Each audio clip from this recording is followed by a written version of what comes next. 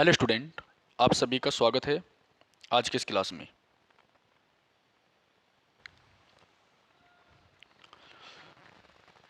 आप सभी का स्वागत है आज की इस क्लास में और ये क्लास नंबर हमारी 6 है। कौन सी है? क्लास नंबर 6 है। ठीक है। और इस क्लास में हम क्वेश्चन नंबर 125 से आगे के क्वेश्चन को कवर करेंगे बेटा। सभी क्वेश्चन आपके 2020 से लेकर के 2023 के PYQ है। PY मतलब प्रीवियस ईयर क्वेश्चन है और ये ट्रेंडिंग क्वेश्चन है। ट्रेंडिंग का मतलब है कि जितने भी आपके ऑनलाइन एग्जाम होते हैं उन सभी में जो क्वेश्चन आएगा वो इन्हीं में से आएगा, घुमा फिरा के बस। ठीक है, सीधी भाषा में आप ये समझिए। तो अगर आपको जीएस में पार पानी है तो आप क्या करेंगे, आप अपने PYQ को मजबूत रखेंगे। ठीक है। दूसरी जो सबसे बड़ी बात है वो ये है कि आप लोग जो है एक बार क्लास में आने के बाद में बैक मत होना बिल्कुल भी। क्लास को शुरू से लेके एंड तक देखोगे तो ही आपके कुछ न कुछ समझ में आवेगा। ठीक है, तो चलिए शुरू करते हैं। इससे पहले हमारी 1 से लेकर के 5 क्लास आ चुकी है, आपकी प्ले लिस्ट बनी हुई है। आप चैनल का जो मेरा लोगो है उस पर क्लिक करें, लास्ट में प्ले लिस्ट में जाओ और प्ले लिस्ट में पहले ही लिख रहा है जनवरी की क्लास। ठीक है, तो उसमें आपको पॉलिटी की 5 क्लास मिलेगी, उनको आप देखिएगा जो स्टूडेंट नए जुड़ रहे हैं। तो ठीक है, तो चलिए शुरू करते हैं बेटा। ये हमारा क्लास नंबर 5 का आखिरी क्वेश्चन था, 125वां क्वेश्चन। क्या कहता है? एक्स और वाई एक रेस्तरां में प्रबंधकों के रूप में काम कर रहे हैं, लेकिन उन्हें समान काम के लिए समान असमान वेतन मिलता है। काम समान कर रहे हैं लेकिन असमान वेतन मिलता है।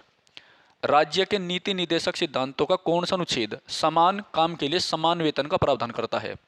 आपको बताना है कि राज्य के नीति निदेशक सिद्धांतों का कौन सा अनुच्छेद समान काम के लिए समान वेतन का प्रावधान करता है। ठीक है, आपको ये बताना है। ये काफ़ी अच्छा क्वेश्चन है। ठीक है, तो सबसे बड़ी बात तो ये है कि हमें ये पता होना चाहिए कि राज्य के जो नीति निर्देशक सिद्धांत है वे कहाँ से कहाँ तक है। तो आर्टिकल 36 से लेके 51 में जो है राज्य के नीति निर्देशक सिद्धांत आते हैं। ठीक है, और राज्य के नीति निर्देशक सिद्धांतों को हमने कहाँ से लिया बेटा? आयरलैंड के संविधान से लिया है। कहाँ से लिया है?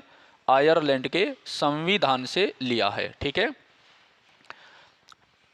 तो ये क्वेश्चन कहाँ पर आया हुआ है बेटा आपका? ये क्वेश्चन आपका आया हुआ है SSC CHSL 3 अगस्त 2023 को। ठीक है, ये 4 ऑप्शन है आपके।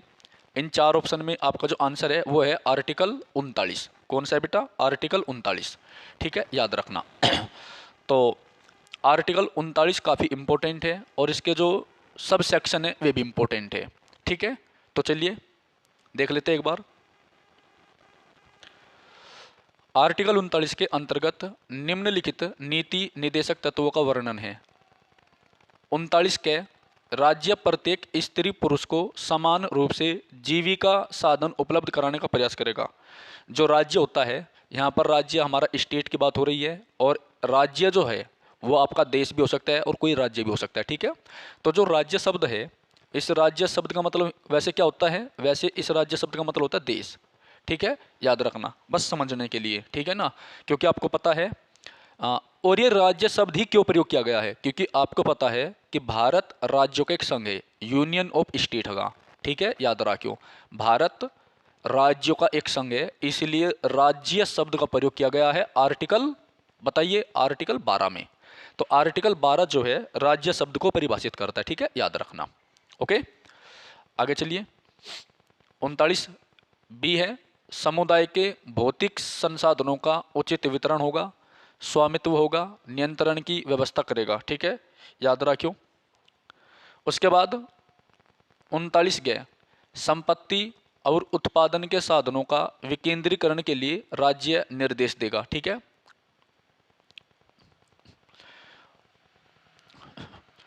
39 गए, स्त्री व पुरुषों को समान कार्य के लिए समान वेतन का प्रावधान होगा। क्या होगा? स्त्री वह पुरुषों को समान कार्य के लिए समान वेतन का प्रावधान किया जाएगा। ठीक है, याद रखें, बहुत इंपॉर्टेंट है। ठीक है भाई,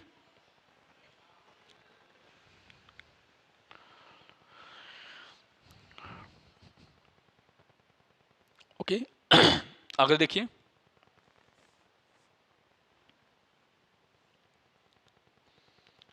आर्टिकल 39 यह है, स्त्री पुरुषों को समान कार्य के लिए समान वेतन का प्रावधान किया गया है। 39 अणे पुरुष और स्त्री कर्मकारों को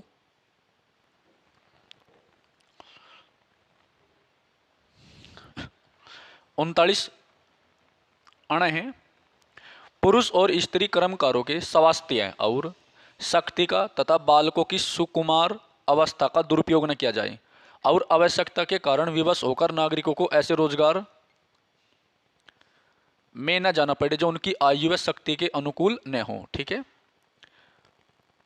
आर्टिकल 39(6) है, राज्य द्वारा बालकों और अल्पवय को शोषण से और नैतिक तथा आर्थिक परित्याग के खिलाफ संरक्षित किया जाए। ठीक है। चलिए अब देखते हैं बेटा हम आर्टिकल क्वेश्चन नंबर 126वां। भारत के संविधान के अनुच्छेद खाली स्थान के अनुसार राज्य ग्राम पंचायतें संगठित करने के लिए कदम उठाएंगी और उन्हें वे शक्तियां और अधिकार प्रदान करेंगे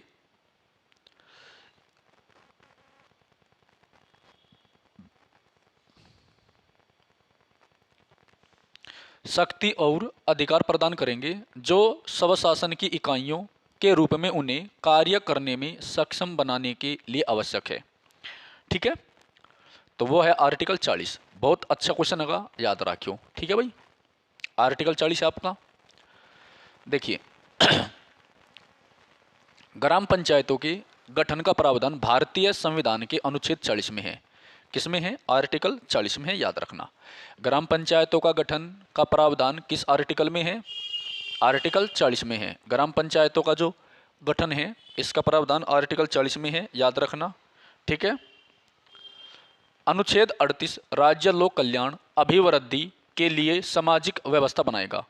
अनुच्छेद 38 क्या करेगा? राज्य लोक कल्याण अभिवृद्धि के लिए सामाजिक व्यवस्था बनाएगा। ठीक है।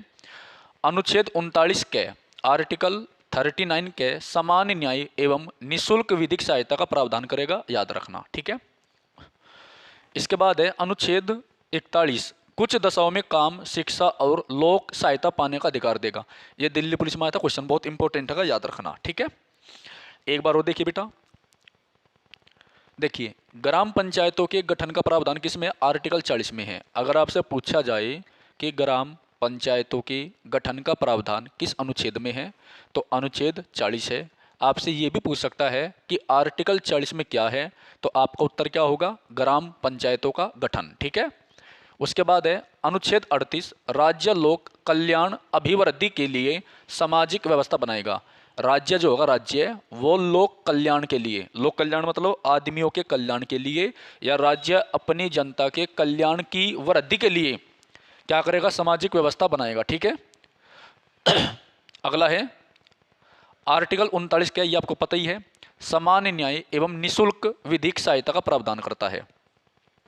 तो अनुच्छेद 39 क्या जो है, समान न्याय एवं निःशुल्क विधिक सहायता का प्रावधान करता है। काफी अच्छा क्वेश्चन होगा। ठीक है। उसके बाद है अनुच्छेद 41 कुछ दशाओं में काम, शिक्षा और लोक सहायता पाने का अधिकार है। कुछ दशाओं में काम, शिक्षा और लोक सहायता पाने का अधिकार देता है आपका आर्टिकल 41। ठीक है।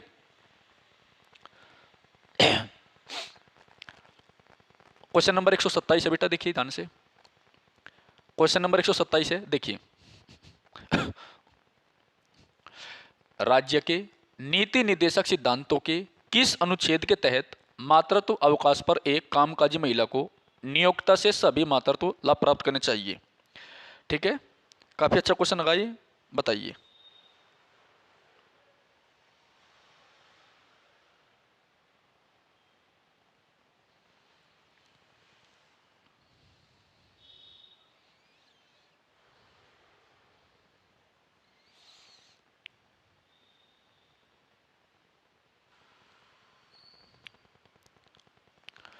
राज्य के नीति निर्देशक सिद्धांतों के किस अनुच्छेद के तहत मातृत्व अवकाश पर एक कामकाजी महिला को नियोक्ता के सभी मातृत्व लाभ प्राप्त करने चाहिए?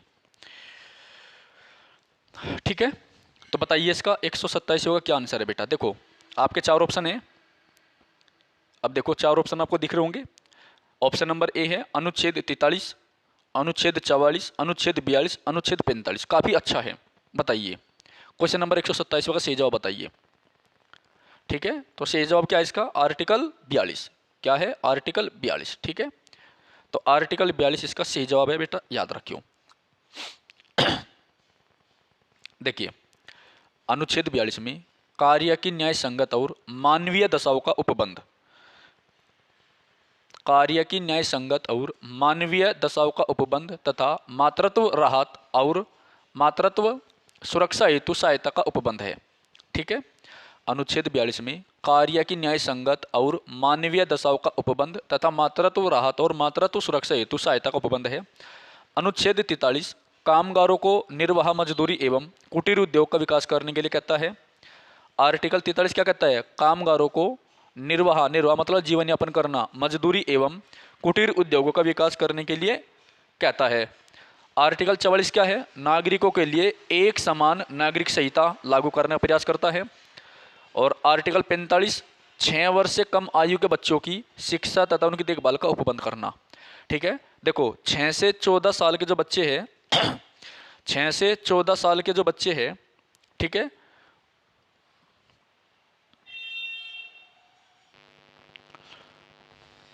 ओके, देखिए भाई, तो आर्टिकल 44 नागरिकों के लिए एक समान नागरिक संहिता को लागू करने का प्रयास करता है।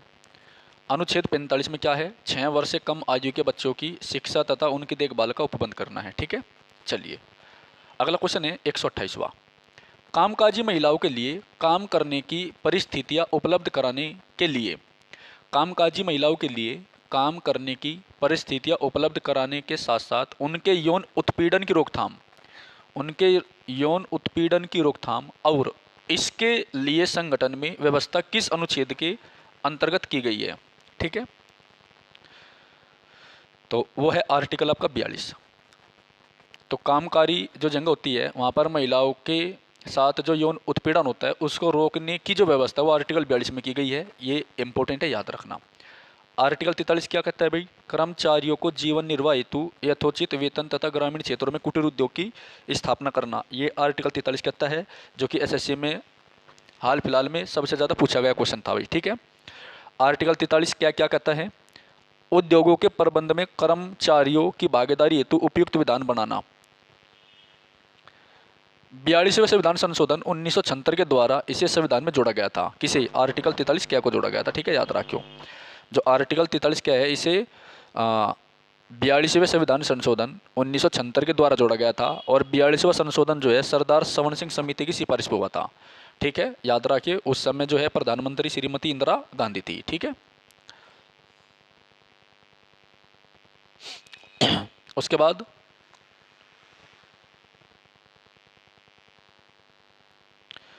अनुच्छेद 43 ख सहकारी समितियों के स्वैच्छिक गठन, स्वतंत्र संचालन, लोकतांत्रिक नियंत्रण, व्यावसायिक प्रबंधन को बढ़ावा देना। तो 43 बी में क्या है? आर्टिकल 43 बी में क्या है? सहकारी समितियों के स्वैच्छिक गठन, स्वतंत्र संचालन, लोकतांत्रिक नियंत्रण तथा व्यावसायिक प्रबंधन को बढ़ावा देना है। उसके बाद अनुच्छेद 43 ख में क्या है? 97वें संविधान संशोधन 2011 के द्वारा इसे संविधान में जोड़ा गया था। यानी जो आर्टिकल 43 बी है, जो आर्टिकल 43 बी है, इसे कब जोड़ा गया था बेटा? इसे जोड़ा गया था 97वें संविधान संशोधन 2011 के द्वारा। कब जोड़ा गया था? 97वें संविधान संशोधन 2011 के द्वारा जोड़ा गया था। ठीक है, याद रखना, कब जोड़ा गया था? 97वें संविधान संशोधन 2011 के द्वारा जोड़ा गया था। ठीक है, काफ़ी इंपॉर्टेंट है, याद रखना। तो आर्टिकल 43 बी को जो है 97वें संविधान संशोधन 2011 के द्वारा जोड़ा गया था सहकारी समितियों के स्वैच्छिक गठन, स्वतंत्र संचालन, लोकतांत्रिक नियंत्रण तथा व्यावसायिक प्रबंधन को बढ़ावा देने के लिए। ठीक है भाई, अच्छा सभी स्टूडेंट एक बार जो है क्लास को लाइक कर दीजिए, कमेंट करिए। ठीक है, और जितने भी स्टूडेंट लाइव क्लास देख रहे हैं प्लीज़ वे सभी के सभी जो है कमेंट करते रहिए, लाइव क्लास में उत्तर दीजिएगा। ठीक है, और जितने भी देख रहे हैं सभी के सभी जो है लाइक ज़रूर करें और कोई भी इरिलीवेंट बातें ना करें, केवल पढ़ाई पे ध्यान दीजिएगा। बस आपका काम है पढ़ना और क्वेश्चन का जवाब देना। आलतू फालतू कोई बातें ना करें बिल्कुल भी, अदरवाइज उसको ब्लॉक कर दिया जाएगा टीम के द्वारा। ठीक है, फिर बाद में मत कहना बिल्कुल भी।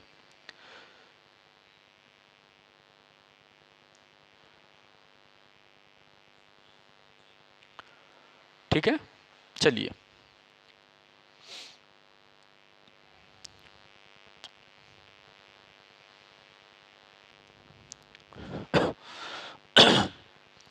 अगला है बेटा आर्टिकल, देखिए क्या है।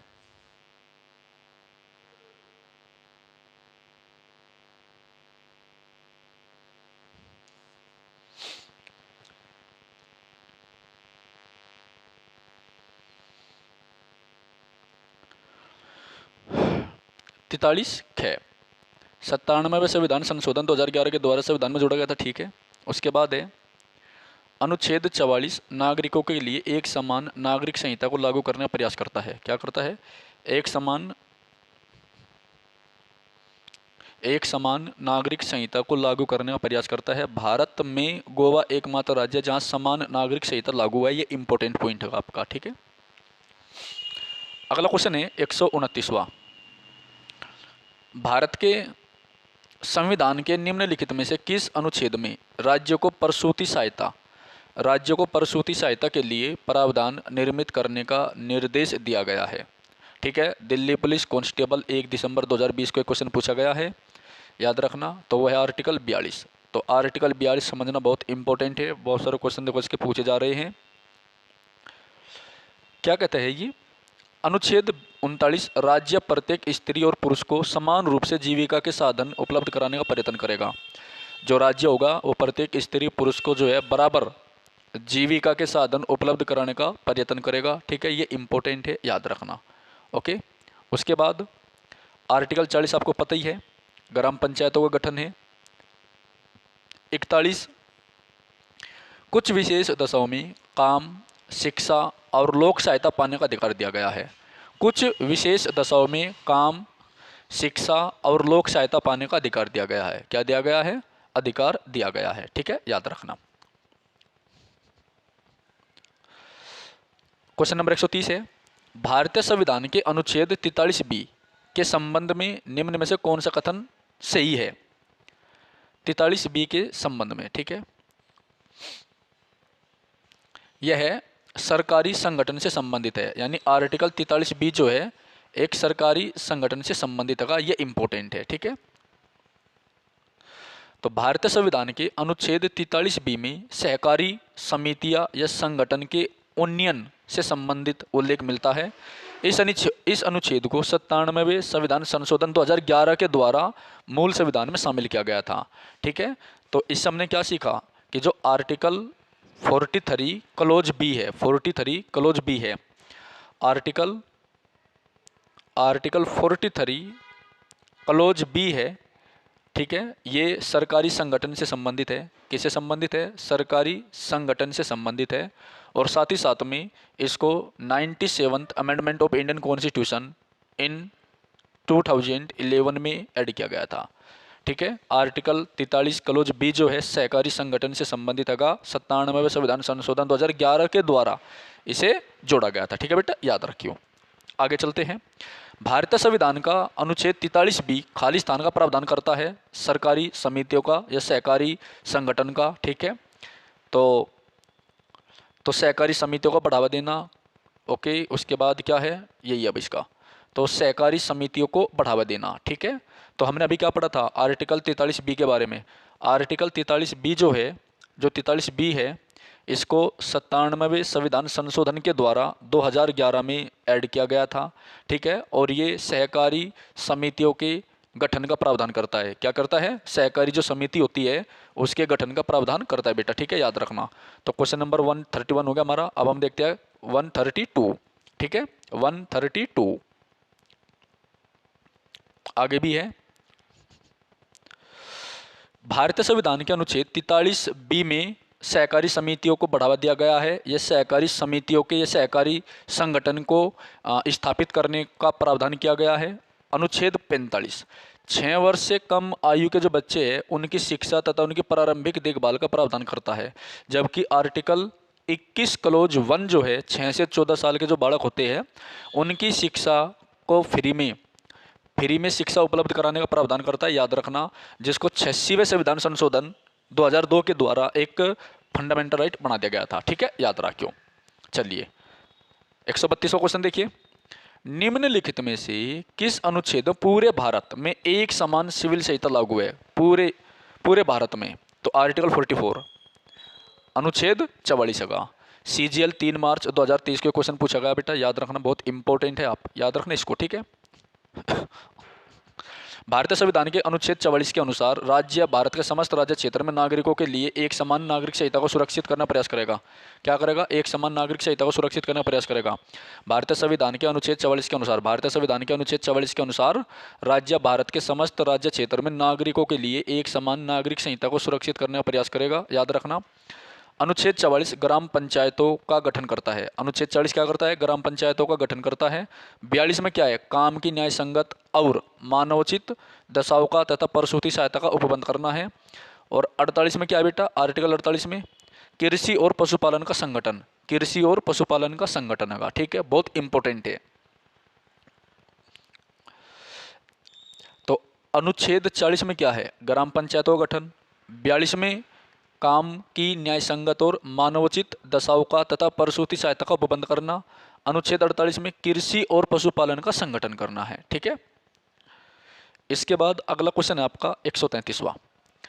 पोषण अभियान 0 से 6 वर्ष तक के बच्चों के पोषण स्तर को प्राप्त करने का एक कार्यक्रम है।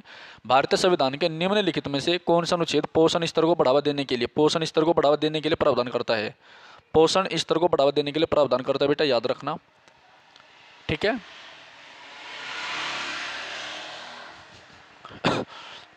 तो वह आर्टिकल 47 पोषण स्तर को जो बढ़ावा देता है वो आर्टिकल 47 है बेटा, याद रखना। काफी अच्छा क्वेश्चन होगा, बहुत इंपॉर्टेंट है बल्कि, ठीक है।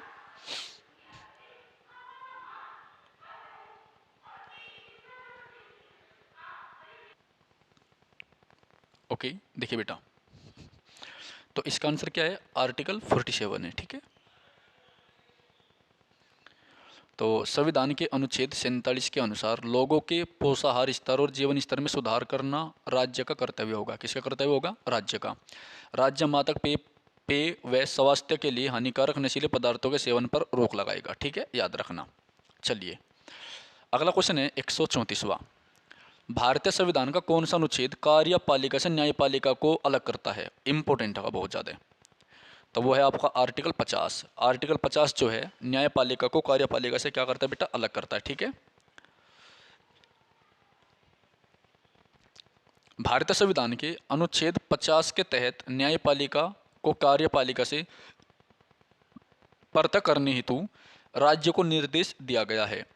भारतीय संविधान का जो आर्टिकल 50 है वो न्यायपालिका को कार्यपालिका से पृथक करता है। न्यायपालिका को कार्यपालिका से कौन पृथक करता है? आर्टिकल 50 कौन करता है बेटा? आर्टिकल 50 कौन करता है? आर्टिकल 50, ठीक है, याद रखना। तो भारतीय संविधान के अनुच्छेद 50 के तहत न्यायपालिका को कार्यपालिका से पृथक करने हेतु राज्य को निर्देश दिया गया है, ठीक है, याद रखना, काफ़ी इंपोर्टेंट है। उसके बाद है अनुच्छेद 41 कुछ दशाओं में काम, शिक्षा और लोक सहायता पाने का अधिकार देता है। अनुच्छेद 41 कुछ दशाओं में काम, शिक्षा और लोक सहायता पाने का अधिकार देता है। अनुच्छेद 41 कुछ दशाओं में काम, शिक्षा और लोक सहायता पाने का अधिकार देता है, याद रखना, ठीक है। अनुच्छेद 51 क्या कहता है? अंतर्राष्ट्रीय शांति और सुरक्षा की अभिवृद्धि, अंतर्राष्ट्रीय शांति और सुरक्षा की अभिवृद्धि, ठीक है। तो अनुच्छेद 41 कुछ दशाओं में काम, शिक्षा और लोक सहायता पाने का अधिकार देता है। अनुच्छेद 51 जो है अंतर्राष्ट्रीय शांति और सुरक्षा की अभिवृद्धि करता है, ठीक है। काफी अच्छा क्वेश्चन है ये भी। चलिए तो क्वेश्चन नंबर कौन सा था? 134वां था, ठीक है बेटा। चलिए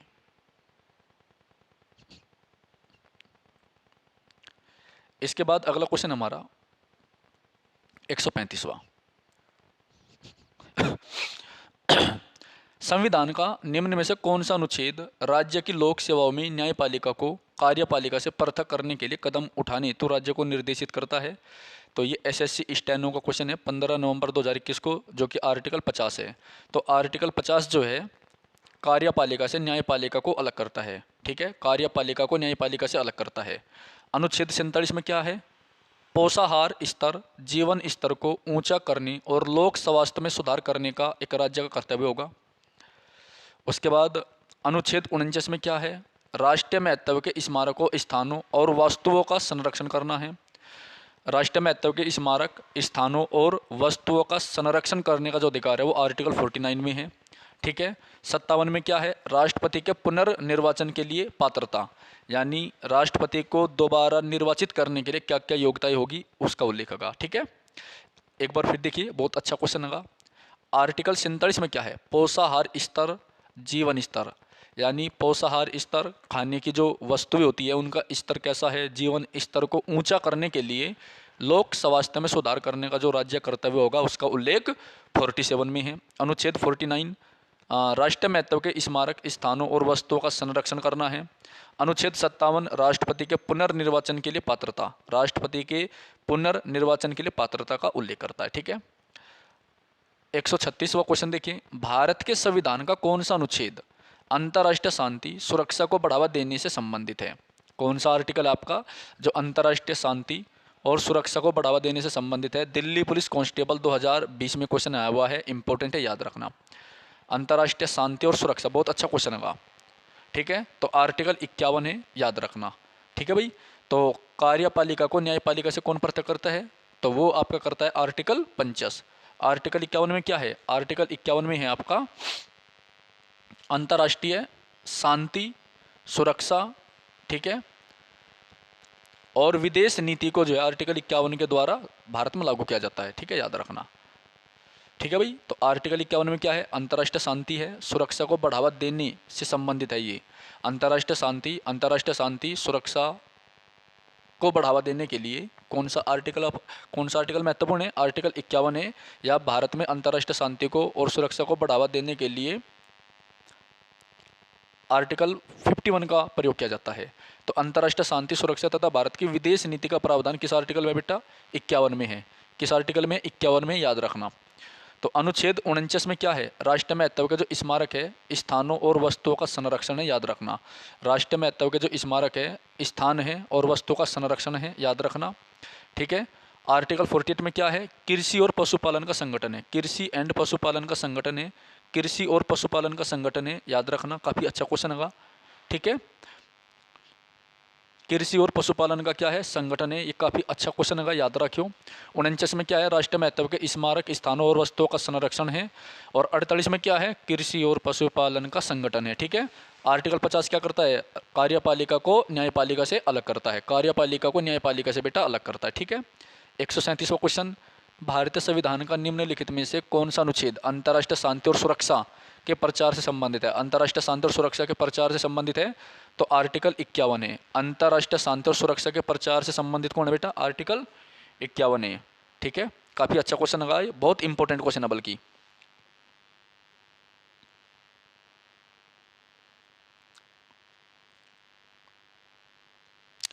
एक बार सभी स्टूडेंट जो है क्लास को लाइक कर दीजिए, चैनल को सब्सक्राइब कर दीजिए भाई, सभी लाइक और सब्सक्राइब करें जो नए छात्र है।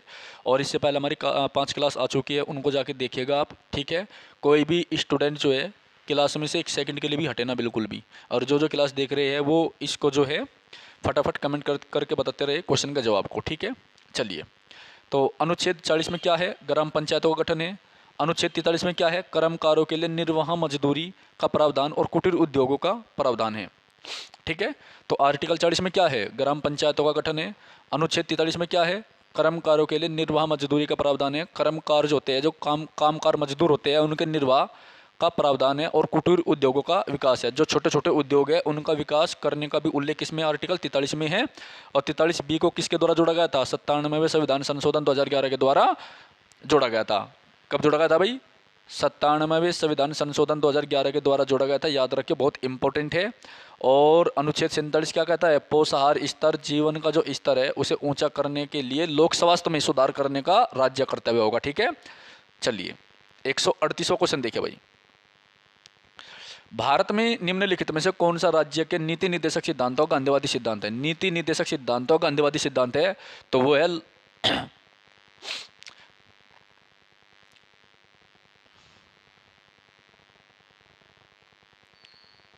ग्राम पंचायतों का गठन करना। ठीक है, क्या है बेटा?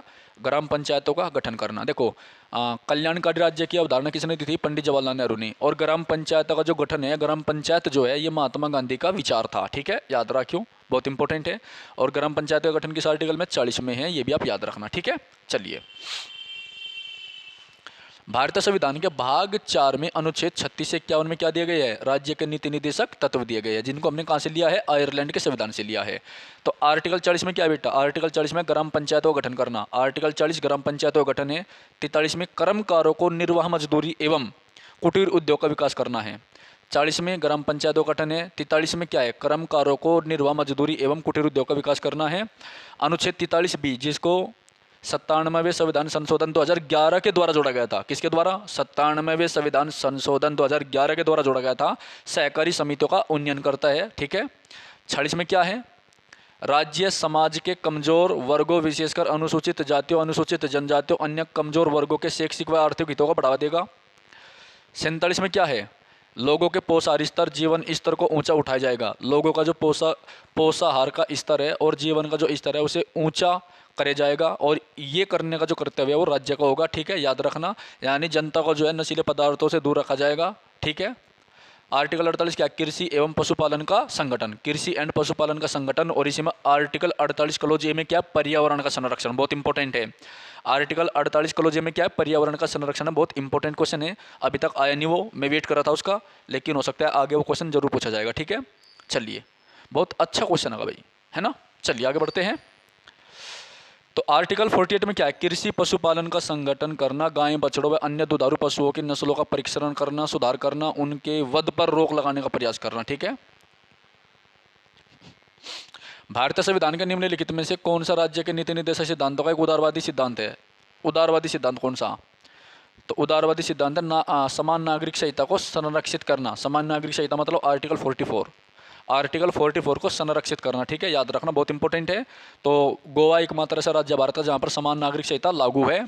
ठीक है भाई। राज्य के नीति निर्देशक सिद्धांतों में वे सभी आदर्श शामिल है। क्या आदर्श शामिल है? सभी आदर्श शामिल है जिनका पालन राज्य को देश के लिए कानून और नीतियाँ बनाते समय ध्यान में रखना चाहिए। नीति निर्देशक सिद्धांत सकारात्मक प्रवर्तिक होते हैं। ठीक है, और यह कानून के द्वारा परिवर्तन नहीं है, यानी जो नीति निर्देशक सिद्धांत है इनको कोर्ट लागू नहीं करवा सकता। ये सकारात्मक होते हैं। नीति निर्देशक सिद्धांत कैसे होते हैं? ये हमेशा सकारात्मक होते हैं। ठीक है, नीति निर्देशक सिद्धांत हमेशा सकारात्मक होते हैं और इनको कानून के द्वारा लागू नहीं करवाया जा सकता। याद रखना, बहुत इंपॉर्टेंट है। संविधान के भाग 4 में अनुच्छेद 36 से 51 तक नीति निर्देशक सिद्धांतों का उल्लेख है, जिनको हमने कहाँ से लिया है? आयरलैंड के संविधान से लिया है बेटा, याद रखना। ठीक है। तो उदारवादी सिद्धांतों पर आधारित निर्देश क्या है? नंबर 1, आर्टिकल 44, नागरिकों के लिए एक समान नागरिक संहिता को संरक्षित करने का प्रयास होगा। 45 में क्या? आर्टिकल 45 में 6 से कम उम्र के जो बालक होते हैं उनकी शिक्षा और प्रारंभिक बाल्यावस्था की देखरेख करने का प्रयास किया जाएगा। ठीक है। और आर्टिकल 21 क्लोज में क्या है? 6 से 14 वर्ष के जो बालक होते हैं उनकी 6 से 14 साल के जो बालक होते हैं उनको फ्री शिक्षा देने का प्रावधान किया गया है, याद रखना। ठीक है, चलिए आगे देखिए। आर्टिकल 48 में क्या है? कृषि और पशुपालन का संगठन करना है। आर्टिकल 48A में क्या है? देखो ये आ गया, मैंने बताया था ना अभी कि आगे आया होगा। आर्टिकल 48 क्लोज ए में क्या है? पर्यावरण का संरक्षण है। ठीक है, याद रखो। वनों और वन्य जीवों की रक्षा करना है। जैसे आजकल कोई भी आदमी सांप को मार दे ना, सांप की हत्या कर दे या आप किसी पक्षी को मार देते हैं, ठीक है, या किसी गाय गद्दड़ कुत्ते बिल्ली को मार देवे, तो उनको मारने पर जो है सजा होती है। और वो सजा किस आर्टिकल के द्वारा दी जाती है? आर्टिकल 48A के द्वारा। क्योंकि अगर हम पर्यावरण में एक चींटी को भी मार देते हैं तो उससे भी जो हमारी खाद्य श्रृंखला प्रभावित होती है, याद रखना। ठीक है, बहुत इंपॉर्टेंट है। अगर आप अपने पर्यावरण में किसी एक मेंढक को मार देते हैं, मेंढक को, ठीक है, अगर आप मेंढक की भी हत्या कर देते हैं तो उससे भी हमारी खाद्य श्रृंखला जो है प्रभावित होती है, पर्यावरण का संतुलन बिगड़ जाता है। क्यों? क्योंकि जो मेंढक है वो किसका भोजन होता है? मेंढक होता है सांप का भोजन। और अगर सांप को भोजन नहीं मिलेगा तो क्या करेगा? वो फिर कुछ और इंतजाम करेगा। ठीक है, तो इससे हमारी खाद्य श्रृंखला प्रभावित होती है, याद रखो, बहुत इंपॉर्टेंट है। ठीक है। अनुच्छेद 49, राज्य महत्व के स्मारक, जैसे आपका ताजमहल हो गया, लाल किला हो गया, इंडिया गेट हो गया, कुतुब मीनार हो गया। ठीक है, स्थानों व वस्तुओं का संरक्षण करना। ठीक है ना, जैसे जयपुर में किले हो गए, राजाओं के महल हो गए पुराने वाले, है ना, इन सब का संरक्षण करना, मतलब इनको हानि होने से बचाना। अनुच्छेद 50, कार्यपालिका को न्यायपालिका से अलग करना। 51 में क्या? अंतर्राष्ट्रीय महत्व की जो सुरक्षा स्थापित करने का प्रयास करना। या अंतर्राष्ट्रीय महत्व के जो कानून होते हैं उनको राज्य के द्वारा लागू करवाया जाएगा। ठीक है बेटा, चलिए आगे बढ़ते हैं अगले क्वेश्चन की ओर। 140वां क्वेश्चन। ठीक है,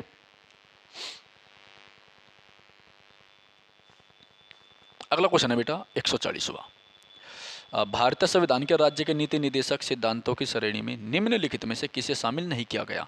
तो एसएससी CSHL 17 अगस्त 2023 को क्वेश्चन है, वो बहुत इंपॉर्टेंट है। देखो जो नई बालक है उन्हें पता लग जाएगा पैटर्न कैसा था क्वेश्चन का, ठीक है। तो नेहरूवादी, और नेहरूवादी विचार मैंने आपको बताया था क्या था, वो था आपका लोक कल्याणकारी राज्य की स्थापना करना, ठीक है। देखिए अब जा सिद्धांत क्या था, समाजवादी। तो अनुच्छेद 38, 39, 41, 42, 43 या 47 समाजवादी के अंतर्गत कौन कौन से आते हैं? समाजवादी, गांधीवादी, उदारवादी। तो आर्टिकल 38, 39, 41, 42, 43 है। 38, 39, 41, 38, 39, 41, 38, 39, 41, 42, 43 और 47 आता है आपका समाजवादी के अंतर्गत। गांधीवादी 40, 43, 43 भी 40, 47 और 48 आता है आपका गांधीवादी के अंतर्गत। और उदारवादी 44, 45, 40, 48, 48 से 49 और 50 और 51 आता है उदारवादी के अंतर्गत, ठीक है, याद रखियो। चलिए अगला क्वेश्चन देखिए 141वां। राज्य को सभी श्रमिकों को आजीविका और एक सम्मानजनक जीवन स्तर उपलब्ध कराने का प्रयास करना चाहिए। भारत के परिप्रेक्ष्य में दिए गए कथन के संबंध में निम्नलिखित में से कौन सा विकल्प सही है? कौन सा विकल्प सही है बेटा, ये बताना आपको, ठीक है। तो संविधान के 43वें अनुच्छेद में इसका उल्लेख है, ठीक है।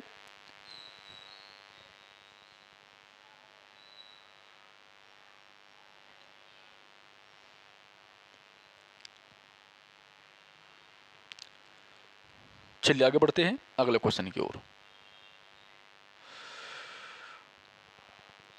राज्य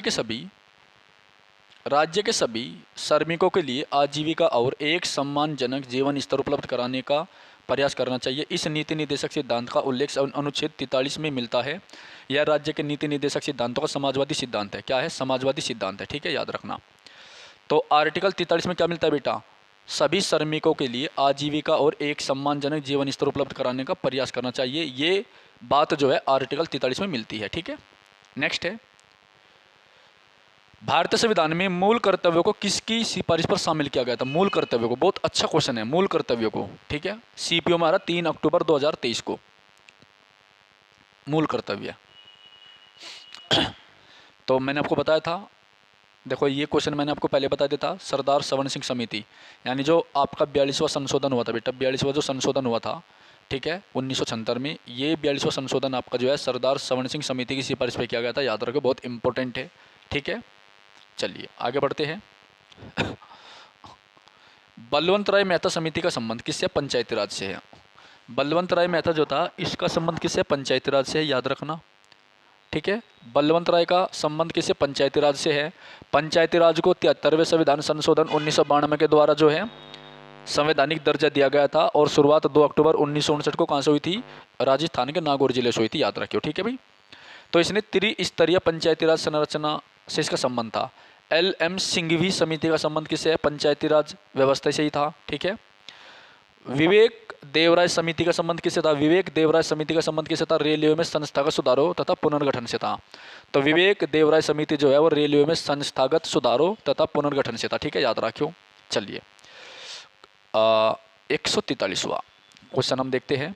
मौलिक अधिकार, मौलिक कर्तव्यों के बारे में संस्तुति के लिए कांग्रेस पार्टी ने 1976 में मौलिक कर्तव्यों के बारे में सिफारिश के लिए कांग्रेस पार्टी ने 1976 में, क्योंकि उस समय इंदिरा गांधी देश की प्रधानमंत्री थी, मैंने बताया था, कौन सी समिति का गठन किया था? तो समिति का नाम क्या था? सरदार सवर्ण सिंह समिति। दिल्ली पुलिस कांस्टेबल 9 दिसंबर 2020 को एक क्वेश्चन आया हुआ है आपका, ठीक है। तो बेटा ज़्यादा से ज़्यादा आप लोग जो PYQ करें, क्या करें? PYQ। 42वें संविधान संशोधन 1976 में कांग्रेस द्वारा गठित सरदार सवर्ण सिंह समिति की सिफारिश के आधार पर मूल कर्तव्यों को जोड़ा गया था। संविधान में एक नया भाग 4 क्या जोड़ा गया था, और अनुच्छेद 51 क्या जोड़ा गया था? तो क्या क्या जोड़ा गया था भाई? संविधान में भाग 4 4 क्लोज ए जोड़ा गया था। अनुच्छेद 51 क्या जोड़ा गया था, ठीक है। और एक और जोड़ा गया था, भाग 14 क्या जोड़ा गया था? याद रखना, जो अधिकरण से संबंधित था, ठीक है। 10 मौलिक कर्तव्यों का समावेश किया गया था। वर्तमान में मूल कर्तव्यों की संख्या 11 है। ये भी क्वेश्चन आपका आया हुआ है, ठीक है, SSC में, कि मौलिक कर्तव्य कितने? 11 है बेटा, आपके याद रखियो, ठीक है। निम्नलिखित में से किसके कार्यकाल के दौरान सवर्ण सिंह समिति का गठन किया गया था? इंदिरा गांधी के, ये मैंने आपको बता दिया था। चलो देखते हैं। तो प्रधानमंत्री इंदिरा गांधी कार्यकाल के दौरान 1976 में सवर्ण सिंह समिति बनी थी। कौन सी समिति बनी थी? सवर्ण सिंह समिति का गठन किया गया था। इस समिति की सिफारिश के आधार पर 42वें संविधान संशोधन को मूल कर्तव्यों को जोड़ा गया था, याद रखना, बहुत अच्छा क्वेश्चन होगा।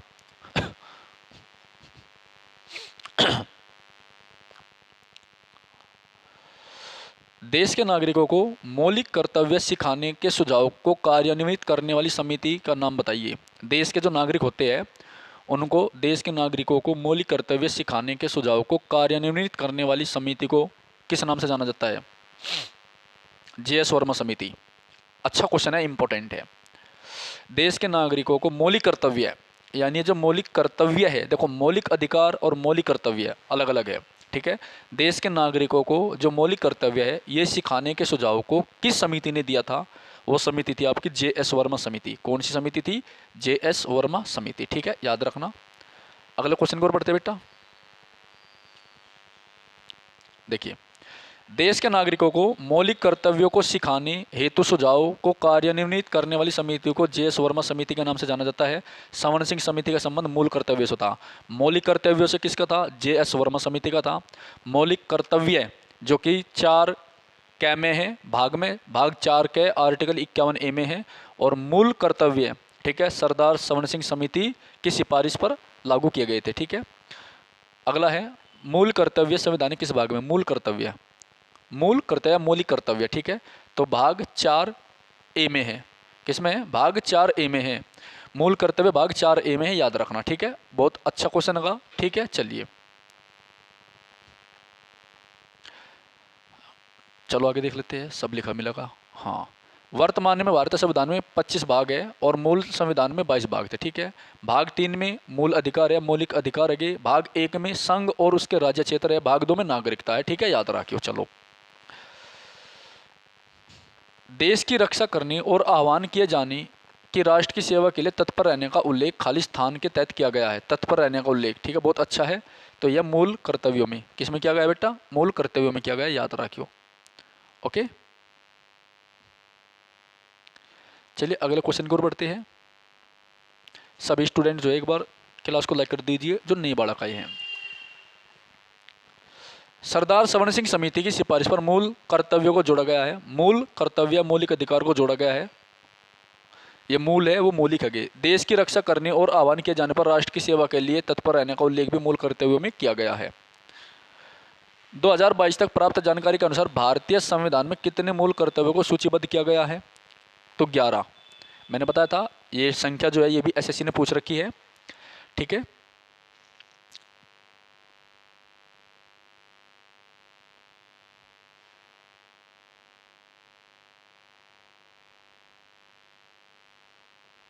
चलिए अगला क्वेश्चन की ओर बढ़ते बेटा, काफी अच्छा क्वेश्चन होगा।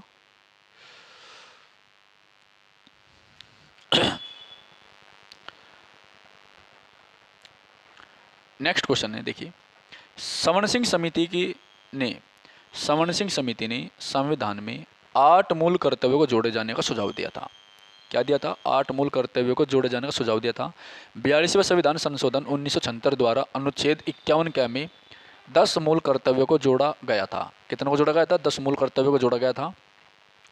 2002 में 86वें संविधान संशोधन द्वारा 11वें मूल कर्तव्यों को जोड़ा गया था, ठीक है। वो 11 मूल कर्तव्य क्या था आपका? आर्टिकल 21 क्लोज ए था, जिसमें 6 से 14 साल के बालकों की फ्री एजुकेशन का क्या किया गया? प्रावधान किया गया है। आर्टिकल क्वेश्चन नंबर 149 है, निम्नलिखित में से कौन सी भारतीय संविधान में उल्लेखित मौलिक कर्तव्य की एक विशेषता है? ठीक है, तो SSC CHSL 3 अगस्त 2023 के क्वेश्चन आया हुआ बेटा, याद रखियो, काफ़ी अच्छा क्वेश्चन होगा। चलिए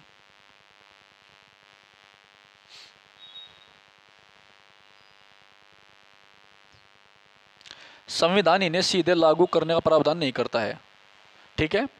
तो संविधान के भाग 4A के अनुच्छेद 51A में कुल 11 मूल कर्तव्यों को बताया गया है, ठीक है। मूल कर्तव्य मौलिक कर्तव्यों को बताया गया है। मूल कर्तव्यों को भूतपूर्व सोवियत संघ से लिया गया था, ठीक है। चलिए, मूल कर्तव्य केवल भारतीय नागरिकों पर लागू होते हैं। संविधान मूल कर्तव्यों को सीधे लागू करने का प्रावधान नहीं करता है। संविधान इसका डायरेक्ट प्रोविजन नहीं देता है, ठीक है, याद रखो, काफ़ी अच्छा क्वेश्चन होगा। ओके, चलिए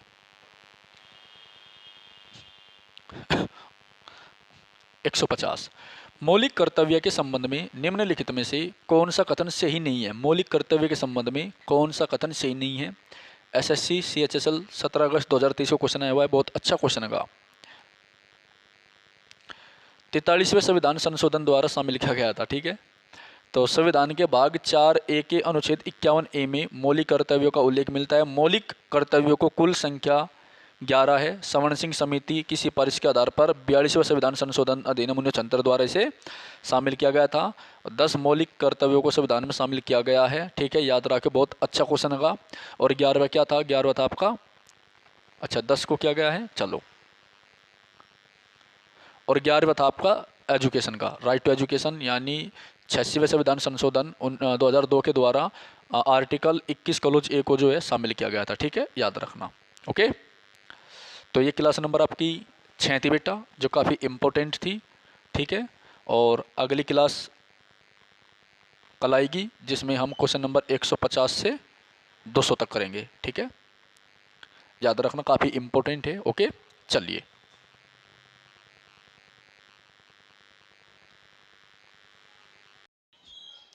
हेलो स्टूडेंट, स्वागत है आप सभी का आज की क्लास में।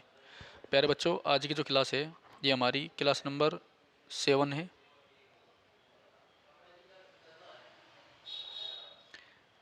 ये हमारी क्लास नंबर 7 है। ठीक है, और इस क्लास में हम कवर करेंगे 151 से आगे के क्वेश्चन, जो काफ़ी इम्पोर्टेंट है। ठीक है बेटा, अब तक हमारी 1 से लेकर 6 क्लास आ चुकी है, जिसमें 2 मैराथन क्लास भी है। तो जो छात्र चैनल पे नहीं है, पहली बार आ रहे हैं, तो वे इससे पहले की क्लास को जाकर के प्ले लिस्ट में देख सकते हैं। ठीक है, चलिए शुरू करता जी क्लास को। पहला क्वेश्चन हमारा, मौलिक कर्तव्यों के बारे में निम्नलिखित में से कौन सा कथन सही नहीं है? मौलिक कर्तव्यों के बारे में निम्नलिखित में से कौन सा कथन सही नहीं है? ठीक है, ये आपको बताना है। तो ये एसएससी सीपीओ 9 नवंबर 2022 को क्वेश्चन पूछा गया बेटा। तो संविधान में इनका समावेश अमेरिकी संविधान से प्रेरित था। ठीक है, जो मूल कर्तव्य है या मौलिक कर्तव्य है, इनका प्रावधान कहाँ से लिया गया हमने? इनका प्रावधान हमने लिया है सोवियत संघ से। ठीक है, कहाँ से लिया बेटा? सोवियत संघ से लिया है। ये काफ़ी इंपॉर्टेंट है, याद रखना। कहाँ से लिया है? सोवियत संघ से लिया है। ठीक है, तो मूल कर्तव्यों का प्रावधान जो है सोवियत संघ के संविधान से प्रेरित है। मूल कर्तव्यों को 42वें संविधान संशोधन 1976 द्वारा जोड़ा गया है। कैसे जोड़ा गया है? 42वें संविधान संशोधन 1976 द्वारा जोड़ा गया है। ठीक है, याद रखना।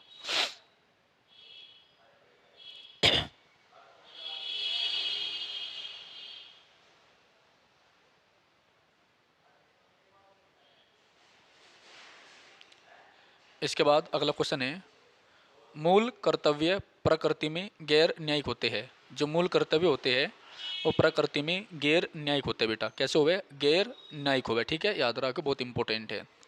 अगला क्वेश्चन 152वां, निम्नलिखित में से कौन सा एक मौलिक कर्तव्य नहीं है? कौन सा एक मौलिक कर्तव्य नहीं है? ठीक है,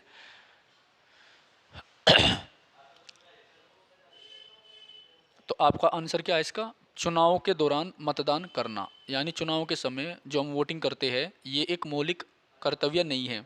तो फिर कैसे कर्तव्य है? ये एक वैधानिक कर्तव्य है। ठीक है, एक वैधानिक अधिकार है।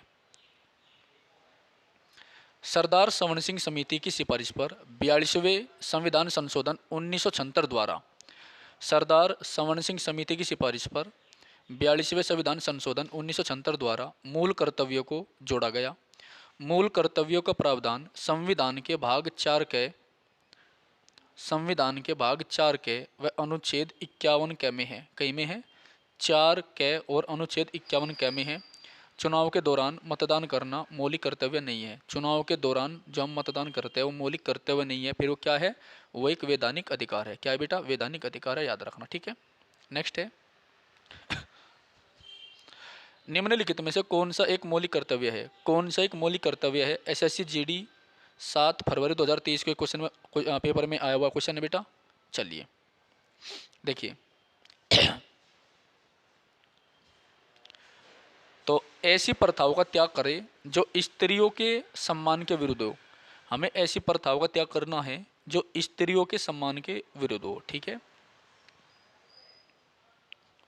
संविधान के अनुच्छेद 51A क्लोज ई 51A क्लोज ई के अनुसार ऐसी प्रथाओं का त्याग करना जो स्त्रियों के सम्मान के विरुद्ध है, एक मौलिक कर्तव्य है। क्या है? एक मौलिक कर्तव्य है।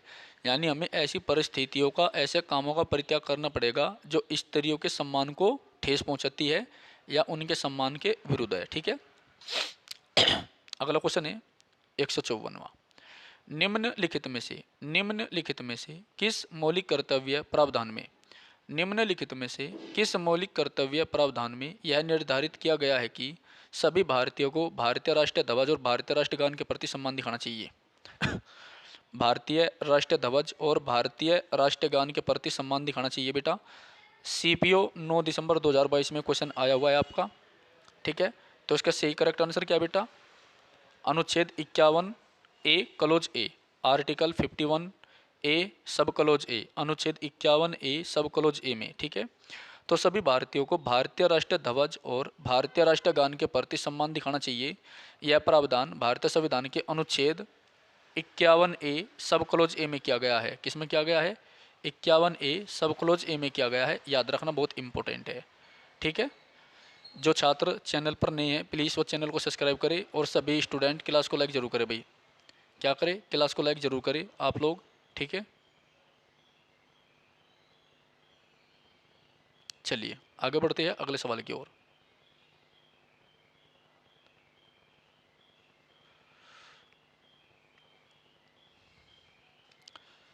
एक बार सभी स्टूडेंट क्लास को लाइक करें बेटा। ठीक है।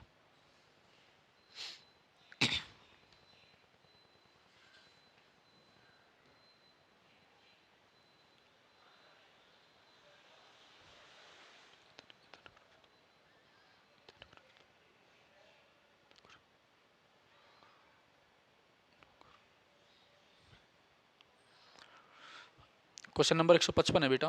भारतीय संविधान के निम्नलिखित में से किस अनुच्छेद में मौलिक कर्तव्य भारत की संप्रभुता, एकता और अखंडता का उल्लेख करते हैं?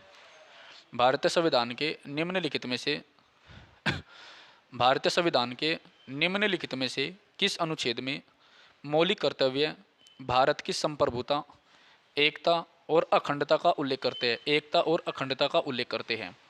एकता और अखंडता का उल्लेख करते हैं बेटा। ठीक है। अच्छा क्वेश्चन होगा। तो आंसर क्या है इसका? आर्टिकल 51 ए क्लोज सी। क्या है बेटा? अनुच्छेद 51 ए क्लोज सी है। ठीक है। देखो, मूल कर्तव्यों का प्रावधान भारतीय संविधान के भाग 4 के में अनुच्छेद 51 के में दिया गया है। भाग 4 के और आर्टिकल 51 ए सब क्लोज ए में है। भारतीय संविधान के अनुच्छेद 51 ए क्लोज सी में 51 ए क्लोज सी में भारत की संप्रभुता, एकता और अखंडता की रक्षा करे। संप्रभुता, एकता और अखंडता की रक्षा करे। क्या करे? संप्रभुता, एकता और अखंडता की रक्षा करे और उसे अक्षुण्ण बनाए रखे। क्या करे? अक्षुण्ण बनाए रखे। ठीक है। याद रखना।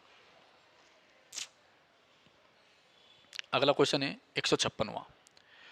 तो मूल कर्तव्यों 51 ए की सूची की उपधारा जी किससे संबंधित है?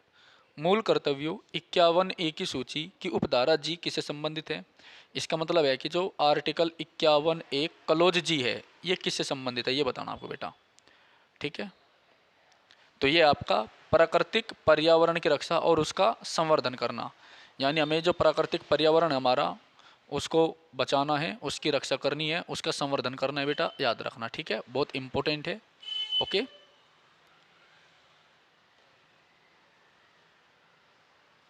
चलिए आगे बढ़ते हैं अगले क्वेश्चन की ओर।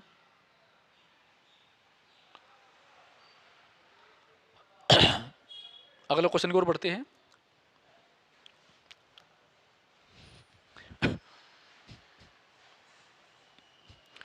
मूल कर्तव्य 51 ए की सूची की उपधारा जी प्राकृतिक पर्यावरण की रक्षा और उसका संवर्धन करने से संबंधित है। ठीक है। 157वां क्वेश्चन है। भारतीय संविधान के निम्नलिखित में से किस अनुच्छेद में मौलिक कर्तव्य सार्वजनिक संपत्ति की रक्षा करना? भारतीय संविधान के किस अनुच्छेद में मौलिक कर्तव्य सार्वजनिक संपत्ति की रक्षा करना और हिंसा को त्यागने का उल्लेख करता है? ठीक है बेटा। हिंसा को त्यागने का उल्लेख करता है, ये आपको बताना है। बताइए।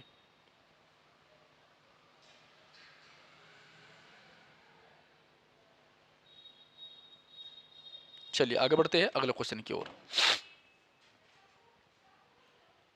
15 जनवरी 2023 के क्वेश्चन आया हुआ है एसएससी एमटीएस में, ठीक है।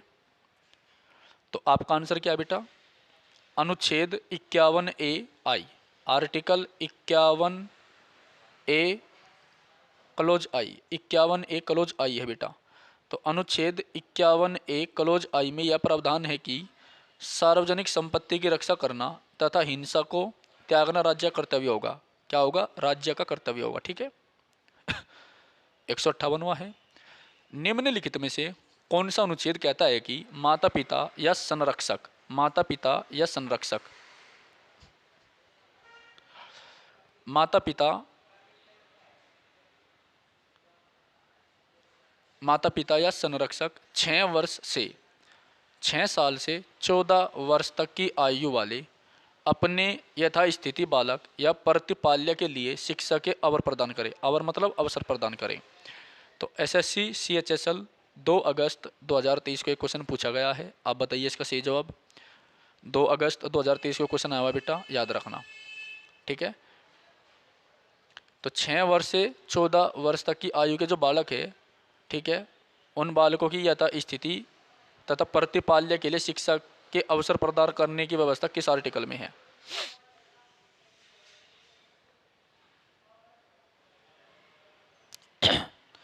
तो वह बेटा आपकी आर्टिकल 51A क्लोज के, आर्टिकल 51A और क्लोज के, किसमें? 51A और क्लोज के में, ठीक है। चलो अनुच्छेद 51A क्लोज के, अनुच्छेद 51A क्लोज के माता पिता या संरक्षक का कर्तव्य होगा, माँ बाप का या संरक्षक का कर्तव्य होगा कि वह 6 से 14 वर्ष के बीच, कि वह 6 से 14 वर्ष के बीच की आयु के यथास्थिति अपने बच्चे अथवा प्रतिपाल्य को शिक्षा प्रदान करने का अवसर प्रदान करे, ठीक है। 159वां है, निम्न में से किस अनुच्छेद में शामिल मौलिक कर्तव्य अनुच्छेद 21A के समान है? निम्न में से किस अनुच्छेद में शामिल मौलिक कर्तव्य अनुच्छेद 21A के समान है? किसके समान है? आर्टिकल 21A के समान है। निम्न में से किस अनुच्छेद में शामिल मौलिक कर्तव्य अनुच्छेद 21A के समान है, ठीक है, याद रखना। तो बेटा एसएससी सीपीओ 9 नवंबर 2022 को ये क्वेश्चन आया हुआ है, ठीक है। तो ये आपका अनुच्छेद 51A सब क्लोज के, अनुच्छेद 51A सब क्लोज के क्या है? अनुच्छेद 51A सब क्लोज के। तो 86वां संविधान संशोधन 2002 द्वारा 11वां मूल कर्तव्य जोड़ा गया था। क्या जोड़ा गया था बेटा? 11वां मूल कर्तव्य जोड़ा गया था, याद रखना। क्या जोड़ा गया था? 11वां मूल कर्तव्य जोड़ा गया था, याद रखना।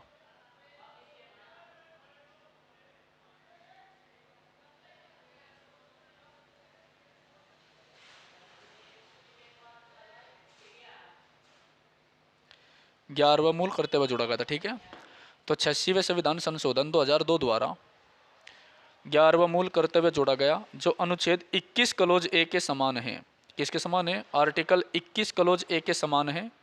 11वां मूल कर्तव्य अनुच्छेद 51A सब क्लोज के, 11वां मूल कर्तव्य अनुच्छेद 51A सब क्लोज के अनुसार 6 से 14 वर्ष की आयु के बच्चों की माता पिता संरक्षक बच्चों को शिक्षा के अवसर प्रदान करेगा, ठीक है बेटा।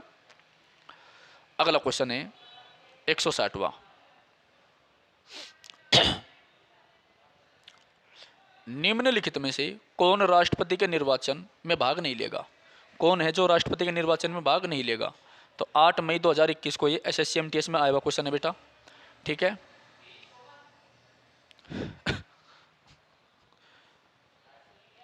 राज्य विधान परिषद के निर्वाचित सदस्य कौन नहीं लेगा? राज्य विधान परिषद के निर्वाचित सदस्य भाग नहीं लेंगे, ठीक है।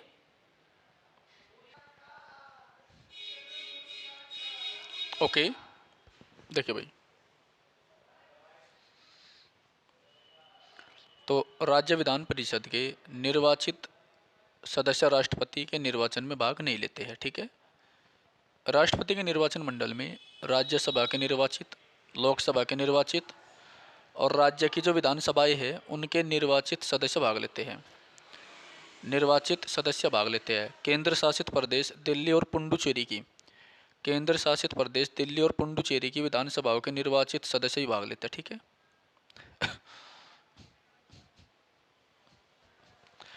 भारत के राष्ट्रपति के चुनाव में राज्य का कौन से सदन भाग लेते हैं? 2 फरवरी 2030 तक ये क्वेश्चन आया हुआ अभी। देखिए, विधानसभा भारतीय संविधान के अनुच्छेद 54 के तहत राष्ट्रपति के निर्वाचक मंडली की व्यवस्था है, जिसमें संसद के दोनों सदनों की